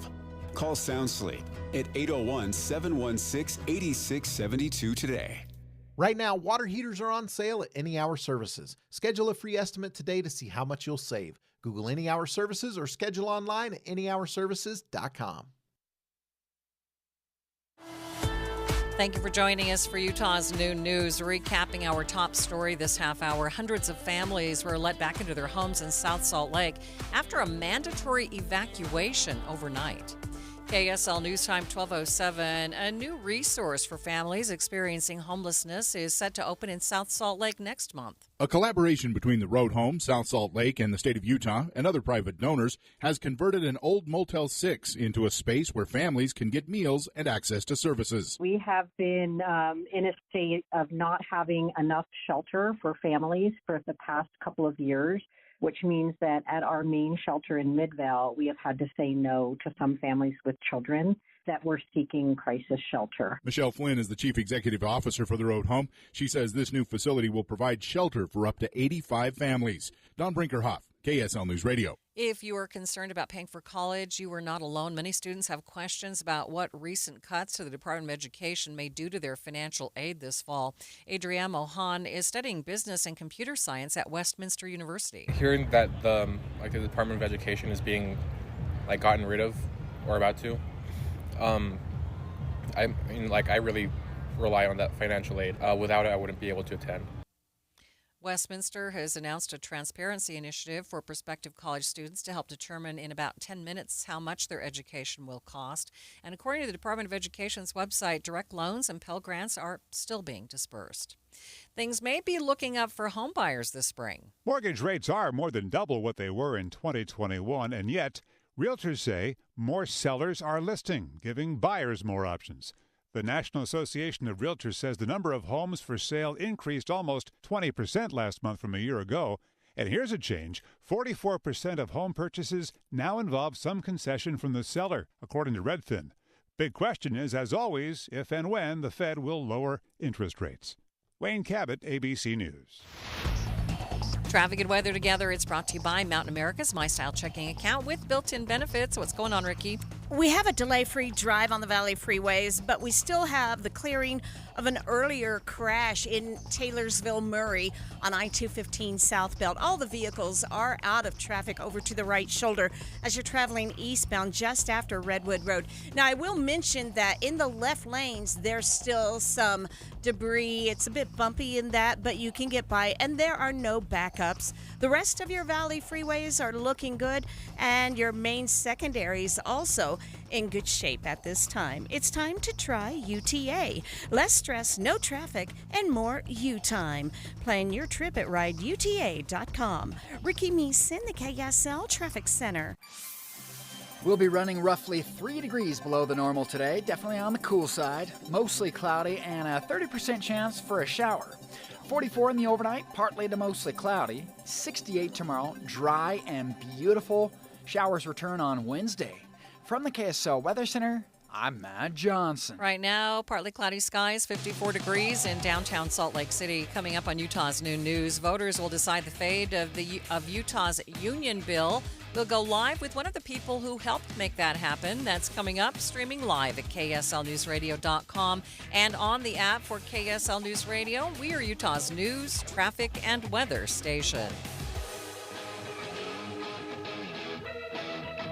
Hopefully you had a fun and relaxing weekend, but if you're like me, you also did a lot of yard work, housework, all that kind of stuff. And how are you feeling about your health? If your weight is keeping you from doing things that you need to do or really want to do, or keeping you from going places that you'd like to go, I want to tell you about a great program that has worked for me, and that is Salt Lake City Fat Loss. And right now, you can save $200 on this great program.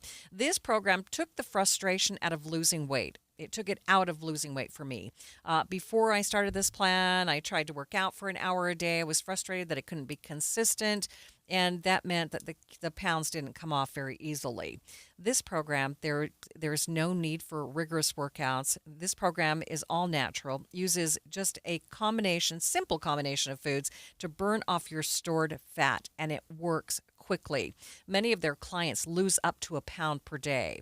I said all natural. There are no medications, no injections, no surgeries, so you don't have to worry about any side effects.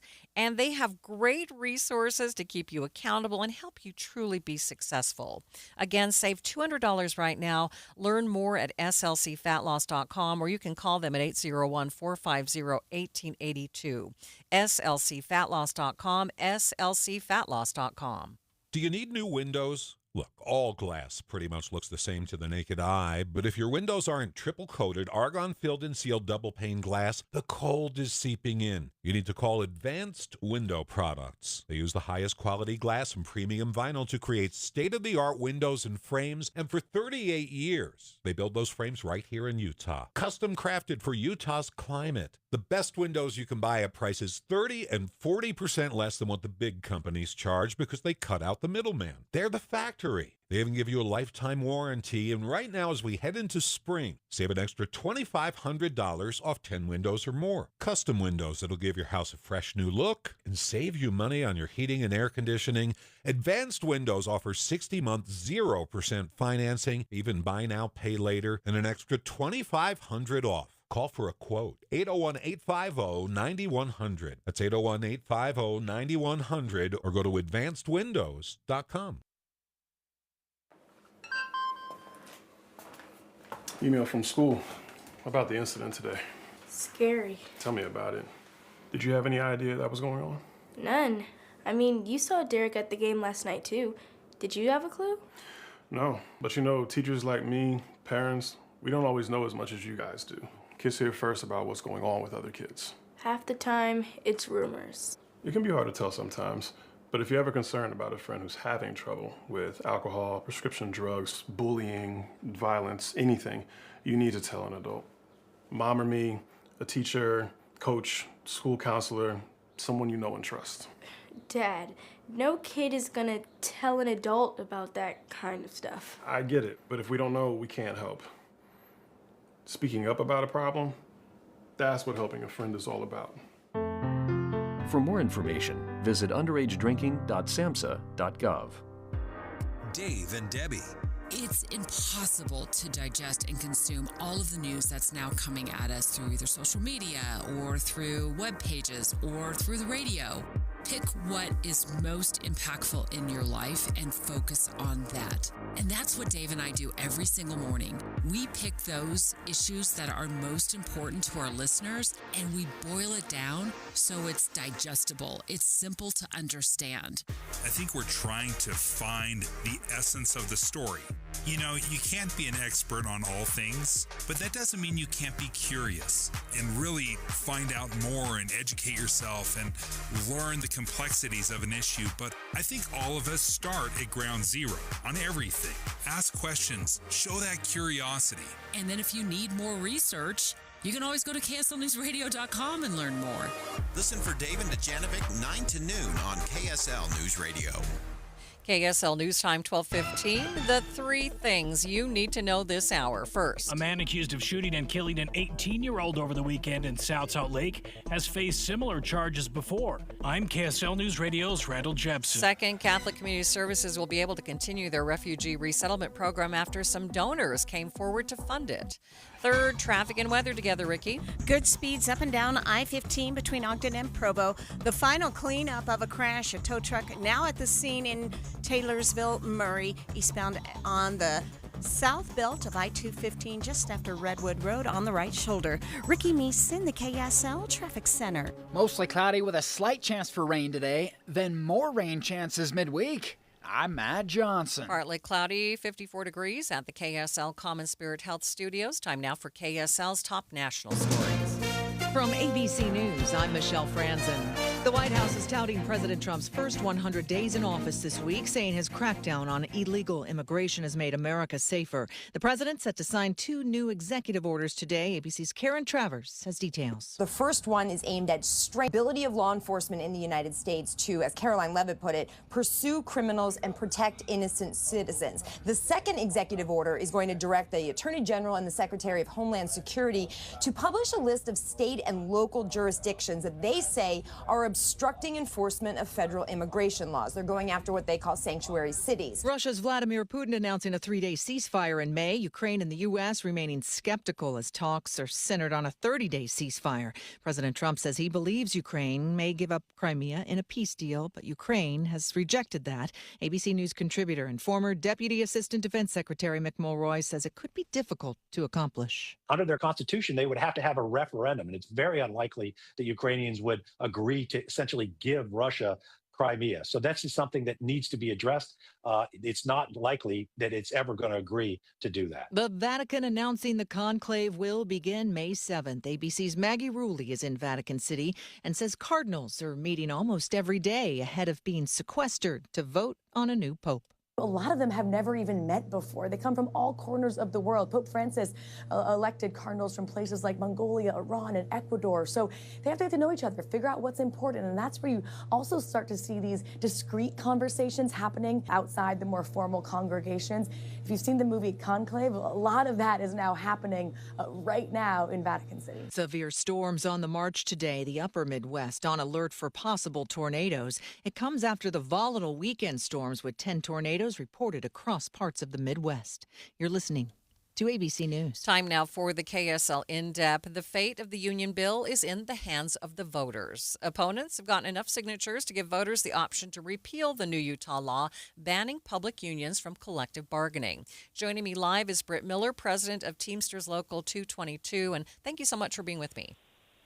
Absolutely. Thanks for having me. So, Britt, how does it feel to have all that hard work pay off?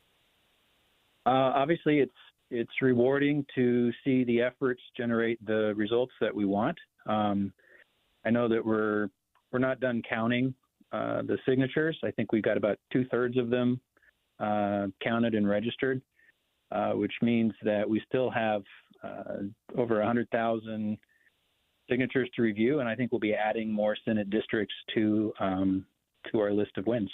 Britt, describe why this is so important to your union. I think it's important to my union. It's important to the other associated unions and associations. And I think it's important for workers in general that there is a voice that can push back on bad policy. There's a lot of it moving through various states these days. And it's legislation that's designed to take away our voices as workers. And, people discuss this in terms of money and income. But the voices of workers are really united around things like safety and quality of life. We've been, fighting for 8-hour work days for quite a long time. Safety for police officers and for firefighters, and working conditions for teachers, class size, some control over reasonable education programs, and so this shows that we have a loud voice, and these moments remind those in charge that they should probably at least sit down and talk to us in good faith. Describe for us what happens in the interim between now and the time that Utahns actually get to vote. Does the bill or the law go on hold, or what happens with this? So I believe the bill goes on hold and doesn't go into effect until it is run through the election process. Obviously, there's a little bit of concern with the fact that that's 18 months minimum away if we have the referendum vote in 2026. And so we've got to make sure that people recall what we're doing, why we're doing it, why it's important, and keep folks engaged. And in the meantime, collective bargaining can continue? That I don't have a straight answer for. If the whole thing's on hold, then I think it can. Okay. But we just got the news that we passed the threshold, and I hadn't asked that question of our legal experts yet. I appreciate your time. Thank you so much for being with me. Absolutely. Thank you very much. Live on the KSL Newsline, that is Britt Miller, president of the Teamsters Local 222. Traffic and weather together. It's brought to you by Mountain America's My Style checking account with built-in benefits. What's happening on the roads, Ricky? We are seeing kind of a quiet drive on I-15, 215, I-80, and the 201, even in areas that got pretty soaked. The roads are in the process of drying out. We're also seeing traffic move through the area again of 33rd South between State and the I-15 junction. We had an earlier utility problem there that affected traffic, but not now. So our main secondaries are looking good. We're in the final cleanup stages of the earlier crash. It's not affecting the drive. This is eastbound I-215 South Belt just after Redwood Road over to the right shoulder. Traffic is rough, but your parking lot doesn't have to be. GoPave Utah keeps things smooth with expert asphalt maintenance at GoPaveUtah.com. That's GoPaveUtah.com. Ricky Meese in the KSL Traffic Center. KSL 7-day forecast starting out with a 61 today, mostly cloudy, and a 30% chance for a shower. 68 tomorrow, dry, mostly sunny. 62 on Wednesday with a chance for rain again. We'll go dry skies 71 on Thursday. Friday mostly sunny, 78. Saturday 75, partly cloudy. Chance for rain back in that forecast on Sunday, 60 degrees. From the KSL Weather Center, I'm Matt Johnson. Right now it's partly cloudy, 54 degrees in downtown Salt Lake City, and this 7-day forecast is brought to you by Performance Automotive Bountiful. Quick check of the markets. I'm seeing red today. Dow, S&P, and NASDAQ all in the red. A complete update of your money news is coming up next.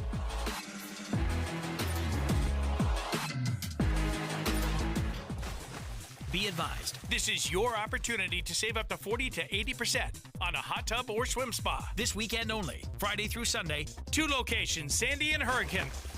Be advised, this is your opportunity to save up to 40 to 80% on a hot tub or swim spa. This weekend only, Friday through Sunday, Mountain America Expo Center. 18-month interest-free financing. Our factories have demanded we sell 1,000 hot tubs and swim spas this weekend. Washington County Fairgrounds Legacy Park. Huge factory incentives, factory rebates, this weekend only. Mountain America Expo Center. We can remove your old hot tub. Free delivery of your new hot tub. Hot tub starting at $2,999. Washington County Fairgrounds Legacy Park.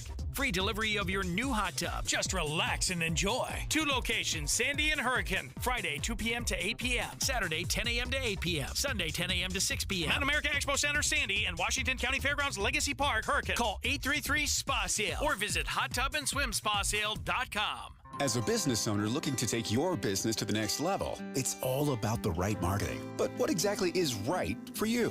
At KSL News Radio, we are ready to help you craft the perfect comprehensive strategy. Whether it's our powerful talent endorsements, engaging live interviews, creative production, live events, or our extensive digital platforms, we've got you covered with the right solution. Contact Stephanie Palmer today, spalmer@ksl.com, and let's grow your business together. Email spalmer@ksl.com.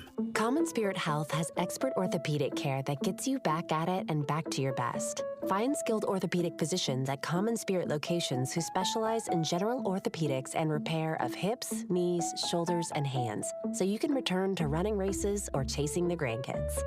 Common Spirit Health. Hospitals, clinics, and caregivers all connected to advance healthcare in Colorado, Kansas, and Utah. Orthopedic care with human kindness is here. Visit mountain.commonspirit.org. Seems everything costs more these days. Gas, groceries, and when's the last time you checked your wireless bill?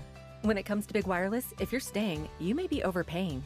Switch to Consumer Cellular to get the same fast nationwide coverage without the big wireless bill. Plans start at just $20 a month, and now for a limited time, new customers can get their second month free. Call 1-888-FREEDOM, visit a store near you, or consumercellular.com and start saving today. Plans include $5 credit for autopay and e-billing. Taxes, fees, and other third-party charges will apply. See website for additional details. Ready to order? Yes. We're earning unlimited 3% cash back on dining and entertainment with a Capital One Saver card, so let's just get one of everything. Everything?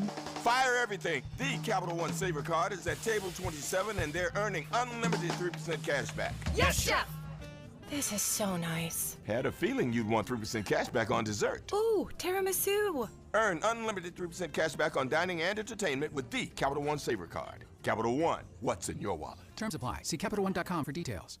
KSL News Time 1226. A high-profile robbery case involving one of the world's richest families kicks off today. Kim Kardashian is expected to testify as the trial of 10 people accused of robbing her begins today. Prosecutors in Paris say Kardashian was held hostage and tied with cables in the bathroom of a hotel in 2016.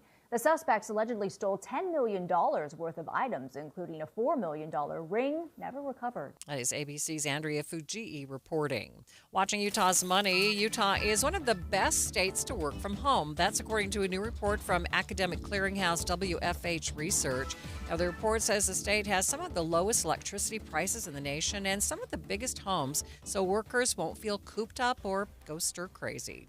More than 170,000 bottles of Martinelli sparkling apple juice have been recalled over concerns of a toxic substance found in rotten apples.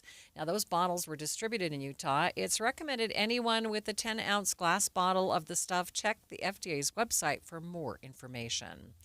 The summer vacation may not cost you an arm and a leg. Plane tickets for domestic travel are getting cheaper. Bureau of Labor Statistics says prices fell 5.3% last month after falling 4% in February. And taking a look at your money at this moment, the Dow is down by 22 points, sitting at 40,093. S&P 500 down by 21 points. The NASDAQ right now down by 121 points. That's about 0.75%. We've learned which musicians will be inducted into the Rock and Roll Hall of Fame in November for the class of 2025. Another hip-hop honoree into the Rock and Roll Hall of Fame. Outkast, the duo of Andre 3000 and Big Boy, getting the nod for the class of 2025. There are more traditional rock artists. Chubby Checker twisting his way in. Other inductees, Bad Company, Joe Cocker, Soundgarden, Cyndi Lauper, and the White Stripes. Brian Clark, ABC News. Alpine Home Medical, we bring wellness home. Is your mom or dad struggling to get in and out of their chair? Hi, I'm Jay Broadbent with Alpine Home Medical.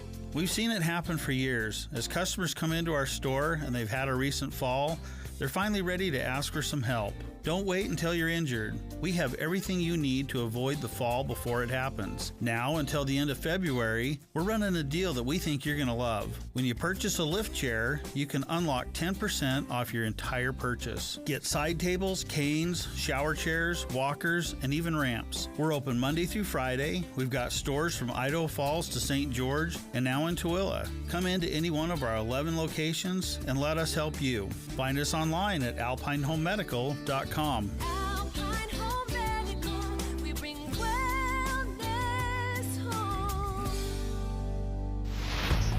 Traffic and weather together. It's brought to you by Mountain America's My Style checking account with built-in benefits. What's going on, Ricky? The crash that we had on I-215 southbound has been completely cleared.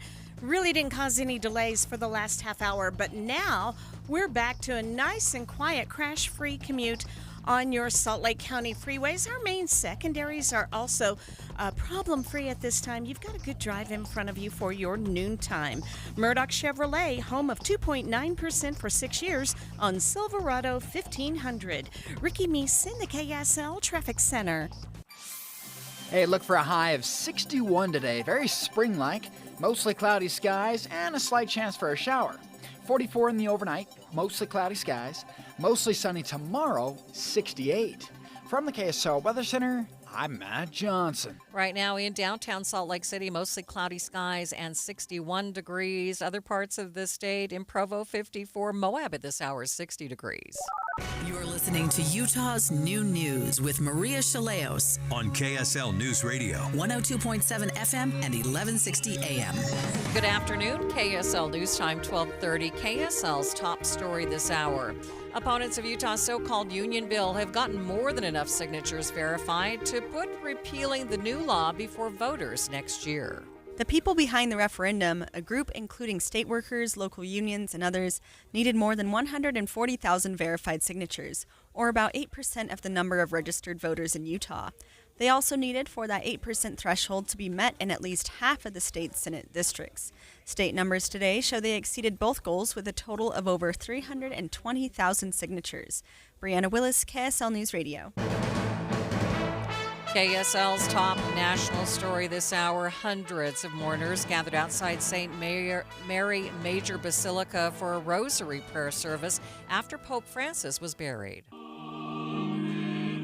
The Vatican says the conclave will begin on May 7th for the selection of a new pope. ABC News chief international correspondent James Longman is in Rome. The most diverse conclave there has ever been because Francis chose cardinals from all four corners of the earth. So May 7th, the conclave will take place in the Sistine Chapel. They will be sequestered, cut off from the outside world. There'll be 4 votes, up to 4 votes every day, 2 in the morning, 2 in the afternoon. When they haven't yet made a decision and they burn those ballots, the smoke from that will be black. But when it turns white, we'll know that they've found someone with a 2/3 majority, and then we will have a new pope. James Longman, ABC News in Rome. The White House is taking this week to break down the first 100 days of President Trump's second term in office. Today, it's all about border security. White House Press Secretary Caroline Leavitt says President Trump will sign 2 executive orders on Monday related to border security and immigration. The first, she said, would strengthen the ability of law enforcement officials to pursue criminals. The second is focused on sanctuary cities. It will direct the Attorney General and Secretary of Homeland Security to publish a list of state and local jurisdictions that obstruct the enforcement of federal immigration laws. Karen Travers, ABC News, the White House. A 21-year-old accused of shooting and killing a teenager in South Salt Lake this weekend was accused of a different murder just a few years ago. KSL News Radio's Randall Jepson has more. Police say Salman Ahmed got into a fight Saturday night and was threatening 2 women. That's when police say he grabbed a gun. Jail documents say an 18-year-old victim stepped in, tried to de-escalate the situation, but ended up getting shot in the back. Ahmed drove off. He was found and arrested several hours later. But this isn't the first time being accused in a shooting. In 2022, police say he was involved in a gang dispute where an 18-year-old was shot and killed. Ahmed did face a murder charge then, but took a plea deal for lesser charges. Randall Jepson, KSL News Radio. A Florida man has been arrested after allegedly coming to Utah to marry a 17-year-old girl. KSL.com reports police believe 33-year-old Alex Pete Guy was talking with the 17-year-old from Eagle Mountain for months. Police say a man arrested for brandishing a gun in public had dozens of homemade bombs in his Provo apartment. While officers searched Eric Whitaker's car after arresting him, they say they found several devices that looked like explosives, leading them to search his apartment where they say they found 71 homemade bombs.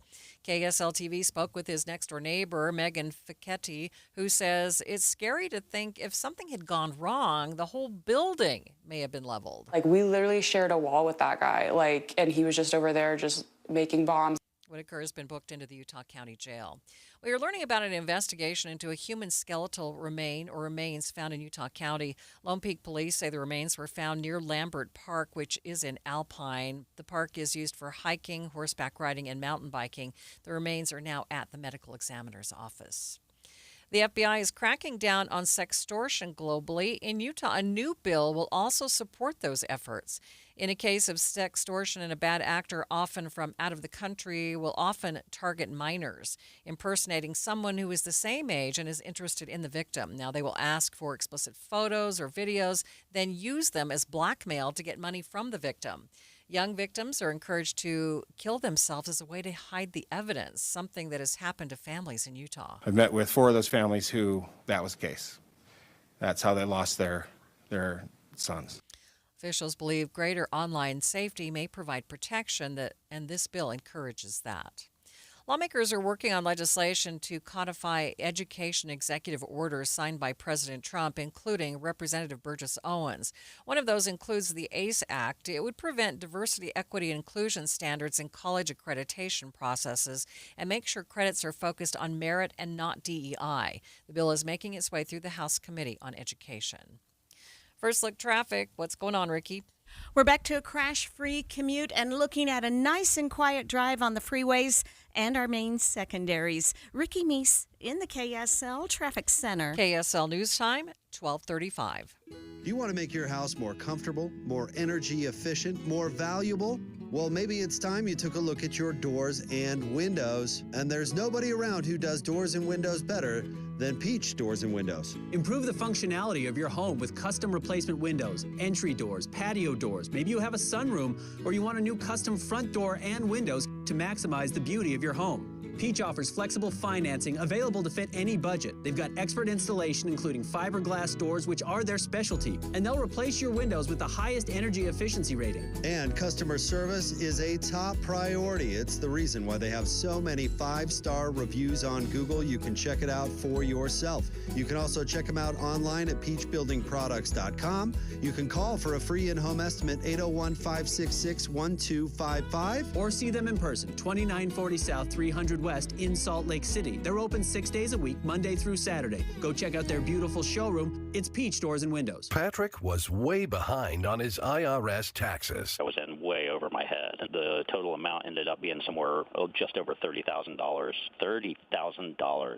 Then the IRS came to collect. Started getting letter after letter. A lien had been filed against me. They were going to basically hang me completely out to dry. He had to do something. That's when I reached out to Optima Tax Relief. Patrick's life quickly got a lot easier. It was very easy, pretty much hands off. They picked up the ball and ran with it. And how'd it go? I couldn't believe it. I had to ask 2 or 3 times. I saved an incredible amount of money. How does Patrick feel about Optima? Couldn't be happier. They definitely helped me. Optima Tax Relief, the best place to call. They're the best in the business. Do what Patrick did and call Optima Tax Relief for a free consultation. Call 800-343-6460. 800-343-6460. 800-343-6460. Optima Tax Relief. Testimonial from an actual client. Some restrictions apply. For complete details, please visit OptimaTaxRelief.com. Thank you for joining us for Utah's Noon News, recapping our top story this hour. Union workers have enough verified signatures to put a new law on the ballot next year. KSL News Time, 1238. Murray City is gearing up for a major redo of its city center. KSL News Radio's Heather Kelly has details. The Salt Lake City suburb is trying to get rid of its mismatched look while allowing for more mixed-use spaces. That's what Murray City Senior Planner David Rogers tells BuildingSaltLake.com. He says they want to give Murray a more cohesive, defined direction. People will see a difference between the residential and city center areas. The area around 4800 South State Street is already in the process of rezoning several streets for mixed-use buildings. Murder charges have been filed against a suspect in a weekend car ramming attack that killed 11 people at a festival in Vancouver. This is Jim Ryan. The incident in Canada is only the latest in which a vehicle becomes a weapon of mass destruction. Law enforcers worldwide are tracking social media chatter to try to prevent ramming attacks while they're still in the planning stage. Urban designers, meanwhile, are incorporating more physical barriers into communities to prevent incidents that are either intentional or accidental. Jim Ryan, ABC News. Researchers say Utahns have one less natural disaster to worry about. KSL News Radio's Alexandria Bonilla explains. The Yellowstone supervolcano and its overdue eruption has been on the mind of some people in Utah. But researchers with the University of Utah say they don't think it will explode anytime soon. They used seismometers and vibrations to find out what's going on below the surface and found the volcano is actually degassing, becoming less dangerous, and the pressure below the magma is decreasing. All of that points to a decreased chance of an explosion.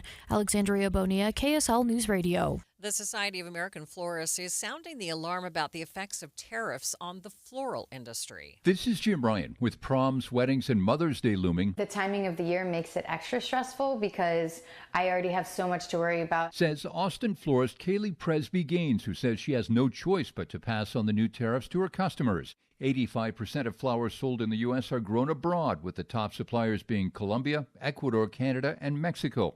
Floral imports from some of those countries now face a 10 to 18% tariff. Jim Ryan, ABC News.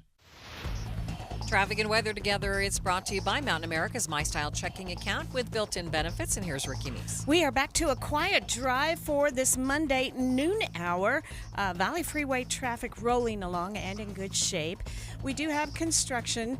This is just a part of the Utah drive, and this is going to be in effect for a while. So just watch for those orange barrels on I-15 in parts of Davis and Weber counties. But our main secondaries also seeing a nice and quiet drive and no problems reported on the downtown city streets. Ricky Meese in the KSL Traffic Center. Calling for mostly cloudy skies today and a high of 61. Definitely running on the cool side. 44 in the overnight, partly to mostly cloudy. 68 tomorrow, mostly sunny and delightful. Headed into Wednesday, the April showers return. From the KSL Weather Center, I'm Matt Johnson. And right now it's mostly cloudy and 54 degrees downtown. Coming up on Utah's Noon News, what do Americans think now that President Trump has been in office for 100 days? We'll find out coming up, streaming live at KSLNewsRadio.com and on the app for KSL News Radio. We are Utah's news, traffic, and weather station.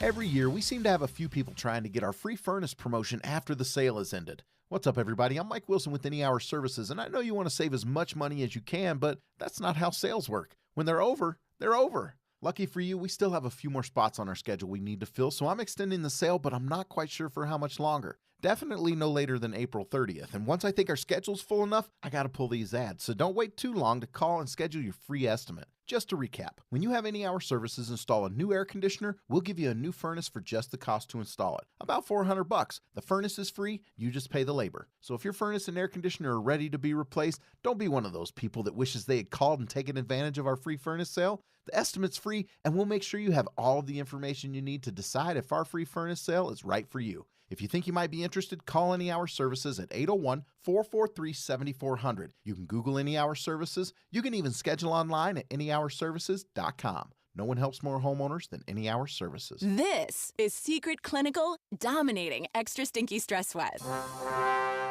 And this is regular deodorant. Secret Clinical in a heat wave. Oh, what a beautiful day. This is regular deodorant. Ugh, I can't. Secret Clinical with workout sweat. Let's run another marathon. And regular deodorant. How much more? Secret is the GOAT. Because nothing fights sweat better. Stay fresher under pressure. This is the story of the one who, as a maintenance specialist for a historic high-rise, knows that vintage charm historically needs constant attention. Which is why, when it's time to upgrade turn-of-the-century mechanicals, they turn to Grainger. With easy access to 1 million+ products and the scale to deliver when and where you need them. The right tools and supplies are never far away. So the one can keep that vintage building running like new. Call, click Grainger.com, or just stop by. Grainger, for the ones who get it done. Dave and Dujanovic. What our listeners need to know is what's going on behind the scenes. We hold weekly meetings on how to do our jobs as talk show hosts, as journalists, better than we did them yesterday. There's some very conservative voices. There's some very liberal voices. But there is space for both. And we're not at each other's throats. We're not yelling at each other. We're having a discussion. Listen for Dave and Dujanovic 9 to noon on KSL News Radio. KSL News Time, 12:45. The 3 things you need to know this hour. First, enough signatures have been verified to put the so-called anti-union bill on the 2026 ballot, giving voters a chance to repeal it. I'm KSL News Radio's Brianna Willis. Second, families are returning back home in Salt Lake after a mandatory evacuation last night. Third, traffic and weather together, Ricky. Nice and quiet on your roadways here in the valley. If you're going to be traveling higher elevations, this one's way out there in Wasatch County, eastbound Highway 40 near Lodge Pole.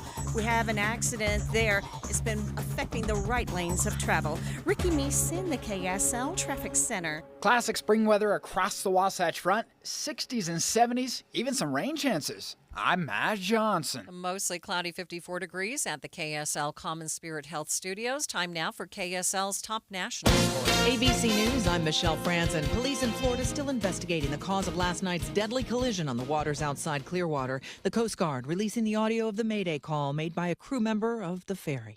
Mayday, mayday, mayday. There's been a boat collision. One person died and 9 others were treated at the hospital for injuries. ABC's Victor Okendo has more. Authorities saying at least one person on the Clearwater ferry was killed after a collision with a privately owned boat, police calling it a hit and run. The ferry, carrying 45 people, including 2 crew members, came to a stop on a sandbar following the crash. Multiple trauma alerts called in. The other boat involved reportedly fled the scene before being identified by law enforcement. This is ABC News. Time now for the KSL In-Depth. The president is approaching his 100th day in office, and joining me live is News Nation's Kelly Meyer. Kelly, thanks for being with me. Oh, of course. Thanks for having me. So the White House is using this as an opportunity to talk about Mr. Trump's accomplishments. Can you break down what they talked about today? Yeah, so it seems like every day the White House is focusing on a new topic area. And this first day of the 100 days kickoff is celebrating or talking about celebrating the administration's achievements in when it comes to the border and immigration.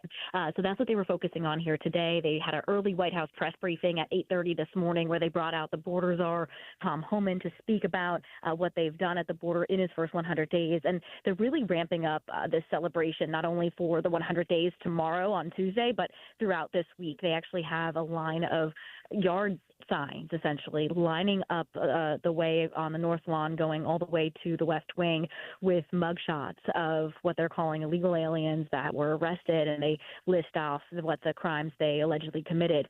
So they're really focusing in on today on the border, but then tomorrow will be the economy, and then so on after that for the remainder of this week celebrating the 100 days. Kelly, is there any way to measure how the Trump administration is doing compared to other administrations in their first 100 days, how much he's managed to get done?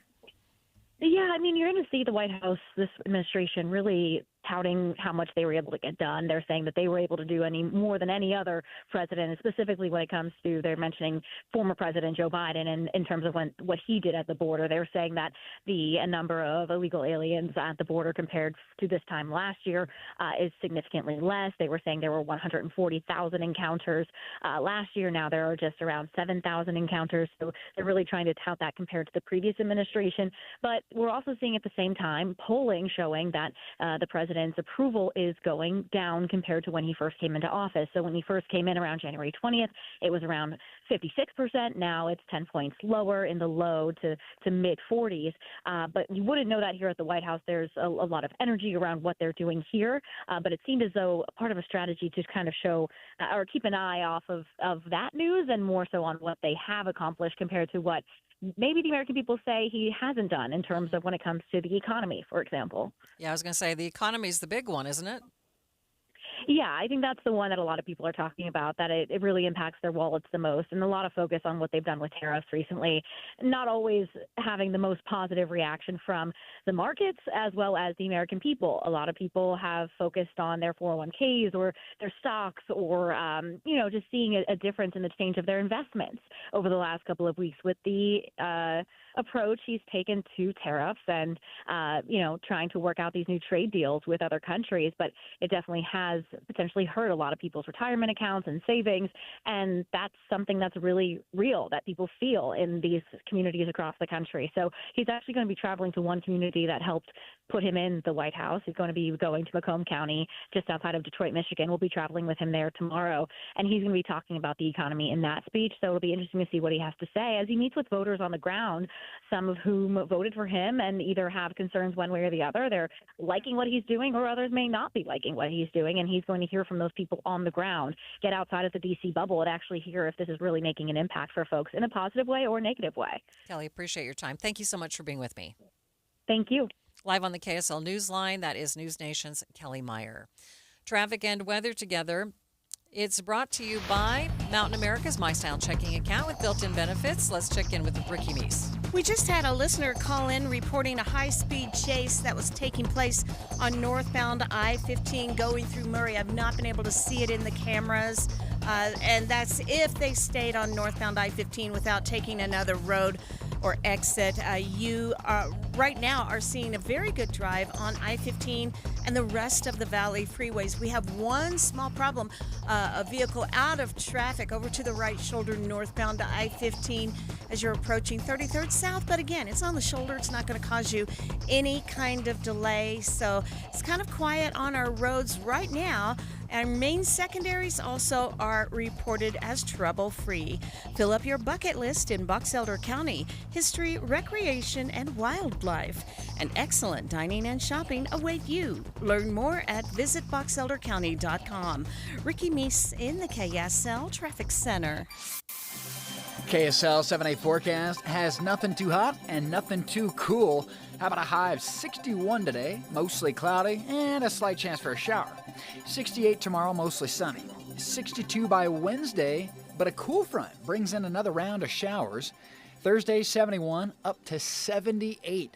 That'll be the warmest on Friday, dropping down to 75, partly cloudy and perfect Saturday, with more rain in the forecast by Sunday. From the KSL Weather Center, I'm Matt Johnson. And it's mostly cloudy, 54 degrees in downtown Salt Lake City. The 7-day forecast brought to you by Performance Automotive Bountiful. Quick check of the markets. We're seeing red, but the numbers improving in the past half hour. The Dow now only down by 11 points, S&P down by 19. Complete update of your money news coming up next.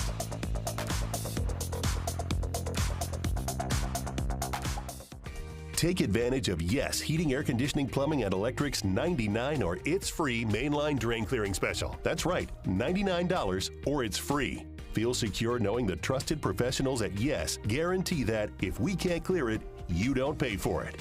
Whether it's a small clog or a larger mainline sewer drain issue, the experienced technicians at Yes are ready to solve all of your drain problems. Call now or visit theyesmancan.com for details, terms, and conditions. Everyone needs a checking account, so get the one with built-in benefits to complement your unique lifestyle. Mountain America's My Style Checking has perks no one can pass up. You'll enjoy sizzling restaurant deals, peace of mind mobile phone protection, timely telehealth access, built-in identity protection, and clutch loan rate discounts. Make My Style your lifestyle at Mountain America Credit Union. Visit macu.com/mystyle. Insured by NCUA. Membership required based on eligibility. Some benefits require no cost registration or activation. Terms, conditions, and exclusions apply. Hi, this is Doug Wright. For years now, I've been telling you about Connecticut soft water systems that use 2/3 less salt than the others. But I've never told you exactly how they do that. Well, there are several ways, so consider this as part one in a series. Most of the softeners out there use a finicky, hard-to-adjust computer to guesstimate when to cycle, and it errs on the side of cycling too often, which means it'll burn through way too much salt way too soon. Connecticut is different. It has an all-mechanical system that measures the water precisely. No computer, no guesstimating, so it cycles only when needed. The result, Connecticut delivers perfectly soft water 24/7 using minimal salt. So why not save your lower back from carrying the 3 bags of salt when all you need is 1? Call Northern Utah's authorized Connecticut dealer, Connecticut Quality Water Systems of Salt Lake. Call them now, 801-576-8600, or log on to softwaterutah.com and tell them Doug sent you. This is Secret Clinical dominating extra stinky stress sweat. And this is regular deodorant. Secret Clinical in a heat wave. Oh, what a beautiful day. This is regular deodorant. Ugh, I can't. Secret Clinical with workout sweat. Let's run another marathon. And regular deodorant. How much more? Secret is the GOAT, because nothing fights sweat better. Stay fresher under pressure. Seems everything costs more these days. Gas, groceries, and when's the last time you checked your wireless bill? When it comes to big wireless, if you're staying, you may be overpaying. Switch to Consumer Cellular to get the same fast nationwide coverage without the big wireless bill. Plans start at just $20 a month, and now for a limited time, new customers can get their second month free. Call 1-888-FREEDOM, visit a store near you, or consumercellular.com and start saving today. Plans include $5 credit for autopay and e-billing. Taxes, fees, and other third-party charges will apply. See website for additional details. KSL News Time, 12:54. Scientists are learning more about why humans tend to gain weight as they get older. KSL News Radio's Alexandria Bonilla reports. Aging slows down metabolism and increases your chances of chronic disease, but it also promotes fat production. A new research published in Science found when you hit a certain age, a new type of adult stem cell arrives and promotes the body's production of new fat cells, particularly around the belly area. These cells also grow larger as you age. Scientists believe that this information can help develop strategies to block them and the weight gain. Alexandria Bonilla, KSL News Radio. Watching Utah's money, Tesla shares are up after CEO Elon Musk negotiated with the Trump administration and says there will be autonomous cars on the road in the nearby future. Stock is up 10%. Bugs and beet juice could be the coloring of the future. U.S. health officials are pushing to get artificial colors out of the nation's food supply. The color from now on may be made from vegetables, fruits, flowers, and even insects, but it won't be cheap or easy. More Americans are using buy now, pay later loans to buy groceries, and more Americans are paying those bills late. LendingTree reports 25% of the survey respondents aged 18 to 79 say they used a finance app or program to buy food. That's up 14% from 2024 and 21% from 2023. Taking a look at your money at this moment, the Dow is down by 20 points. It's just a fraction, sitting at 40,097. S&P 500 down by 19 points. The NASDAQ is down by 106 points. That's about 0.75%. We'll update your drive coming up next. KSL News Time, 12:56. This is Christian Staples with Arctic Spas.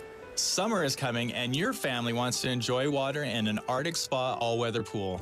Some people call them swim spas, but we call them all-weather pools because it's like a swimming pool that you can use all year long. My family has a tradition of hanging out in our all-weather pool and watching the neighborhood fireworks on New Year's Eve. You can create that family fun time right now with an Arctic Spa all-weather pool in just 2 days for installation. All the fun without the hassle of pool maintenance. Add in our automatic saltwater system to make it even more comfortable and more convenient. With 8 different models with different jet packages and options, specifically designed for Utah's hot summers and cold winters, we have the perfect all-weather pool for you no matter your budget. Come see the Arctic Spa all-weather pools at one of our Arctic Spa stores covering all of Utah in Salt Lake, American Fork, or St. George, and online at arcticspasutah.com. Arctic Spas, the only spa built for Utah's harsh climate. Attention Utah residents, the tariffs are here and prices will be going up May 1st. Sound Warehouse is loaded in thousands of dollars in pre-tariff mobile audio video systems and more. Beat the tariffs at Sound Warehouse until the end of April. Marine, Harleys, and side-by-side audio. The entire inventory of Sound Warehouse at pre-tariff prices through the end of April. Salt Lake, Orem, and Ogden, or soundwarehouse.com. Rockin' Utah for over 46 years. The Warehouse, Sound Warehouse. Sign up for KSL Text Alerts. Get breaking news and traffic updates by texting the word news to 57500. Want access to exclusive contests? Text contest to 57500. Jazz fans, text the word jazz for breaking jazz updates. And Cougar fans, text BYU to 57500 for the latest on the Cougars. Message and data rates may apply. If you're struggling with your mortgage, there's a free government program that offers expert one-on-one advice about your mortgage options. Call 1-888-995-HOPE or visit makinghomeaffordable.gov. Brought to you by the U.S. Treasury, HUD, and the Ad Council. Traffic and weather together. It's brought to you by Mountain America's My Style checking account with built-in benefits. And here's Ricky Meese. We are wrapping up our Monday noontime drive. On a quiet note, Valley Freeway traffic still looking really good. That does include both directions of I-15 between Willard Bay and Provo. Our main secondary is pretty quiet at this time, as well as the downtown city streets. Advanced Window Products, $2,500 off 10 windows or more. AdvancedWindows.com. Affordable windows guaranteed. Ricky Meese in the KSL Traffic Center.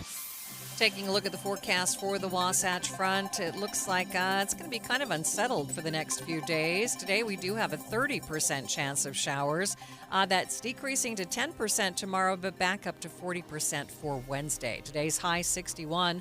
Right now, mostly cloudy, 54 degrees downtown.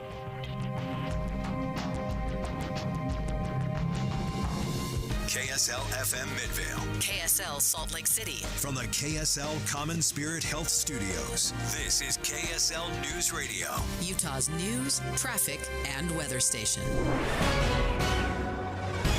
It's 1 o'clock at KSL News Radio. I'm Jessica Lowell. KSL's top story this hour. We're hearing from some of the hundreds of people who were forced to evacuate their homes last night after a gas leak broke out in South Salt Lake. KSL News Radio's Adam Small has details. Bernadette Glein says she and her husband got back from the grocery store last evening, but described what followed as chaotic and confusing. They ended up going to an evacuation shelter for the night, but ended up staying in their car in the parking lot. Because we were waiting for some, updates and see if we could go home. But she seemed in good spirits under the circumstances and ended up getting to go home this morning after about a 12-hour ordeal.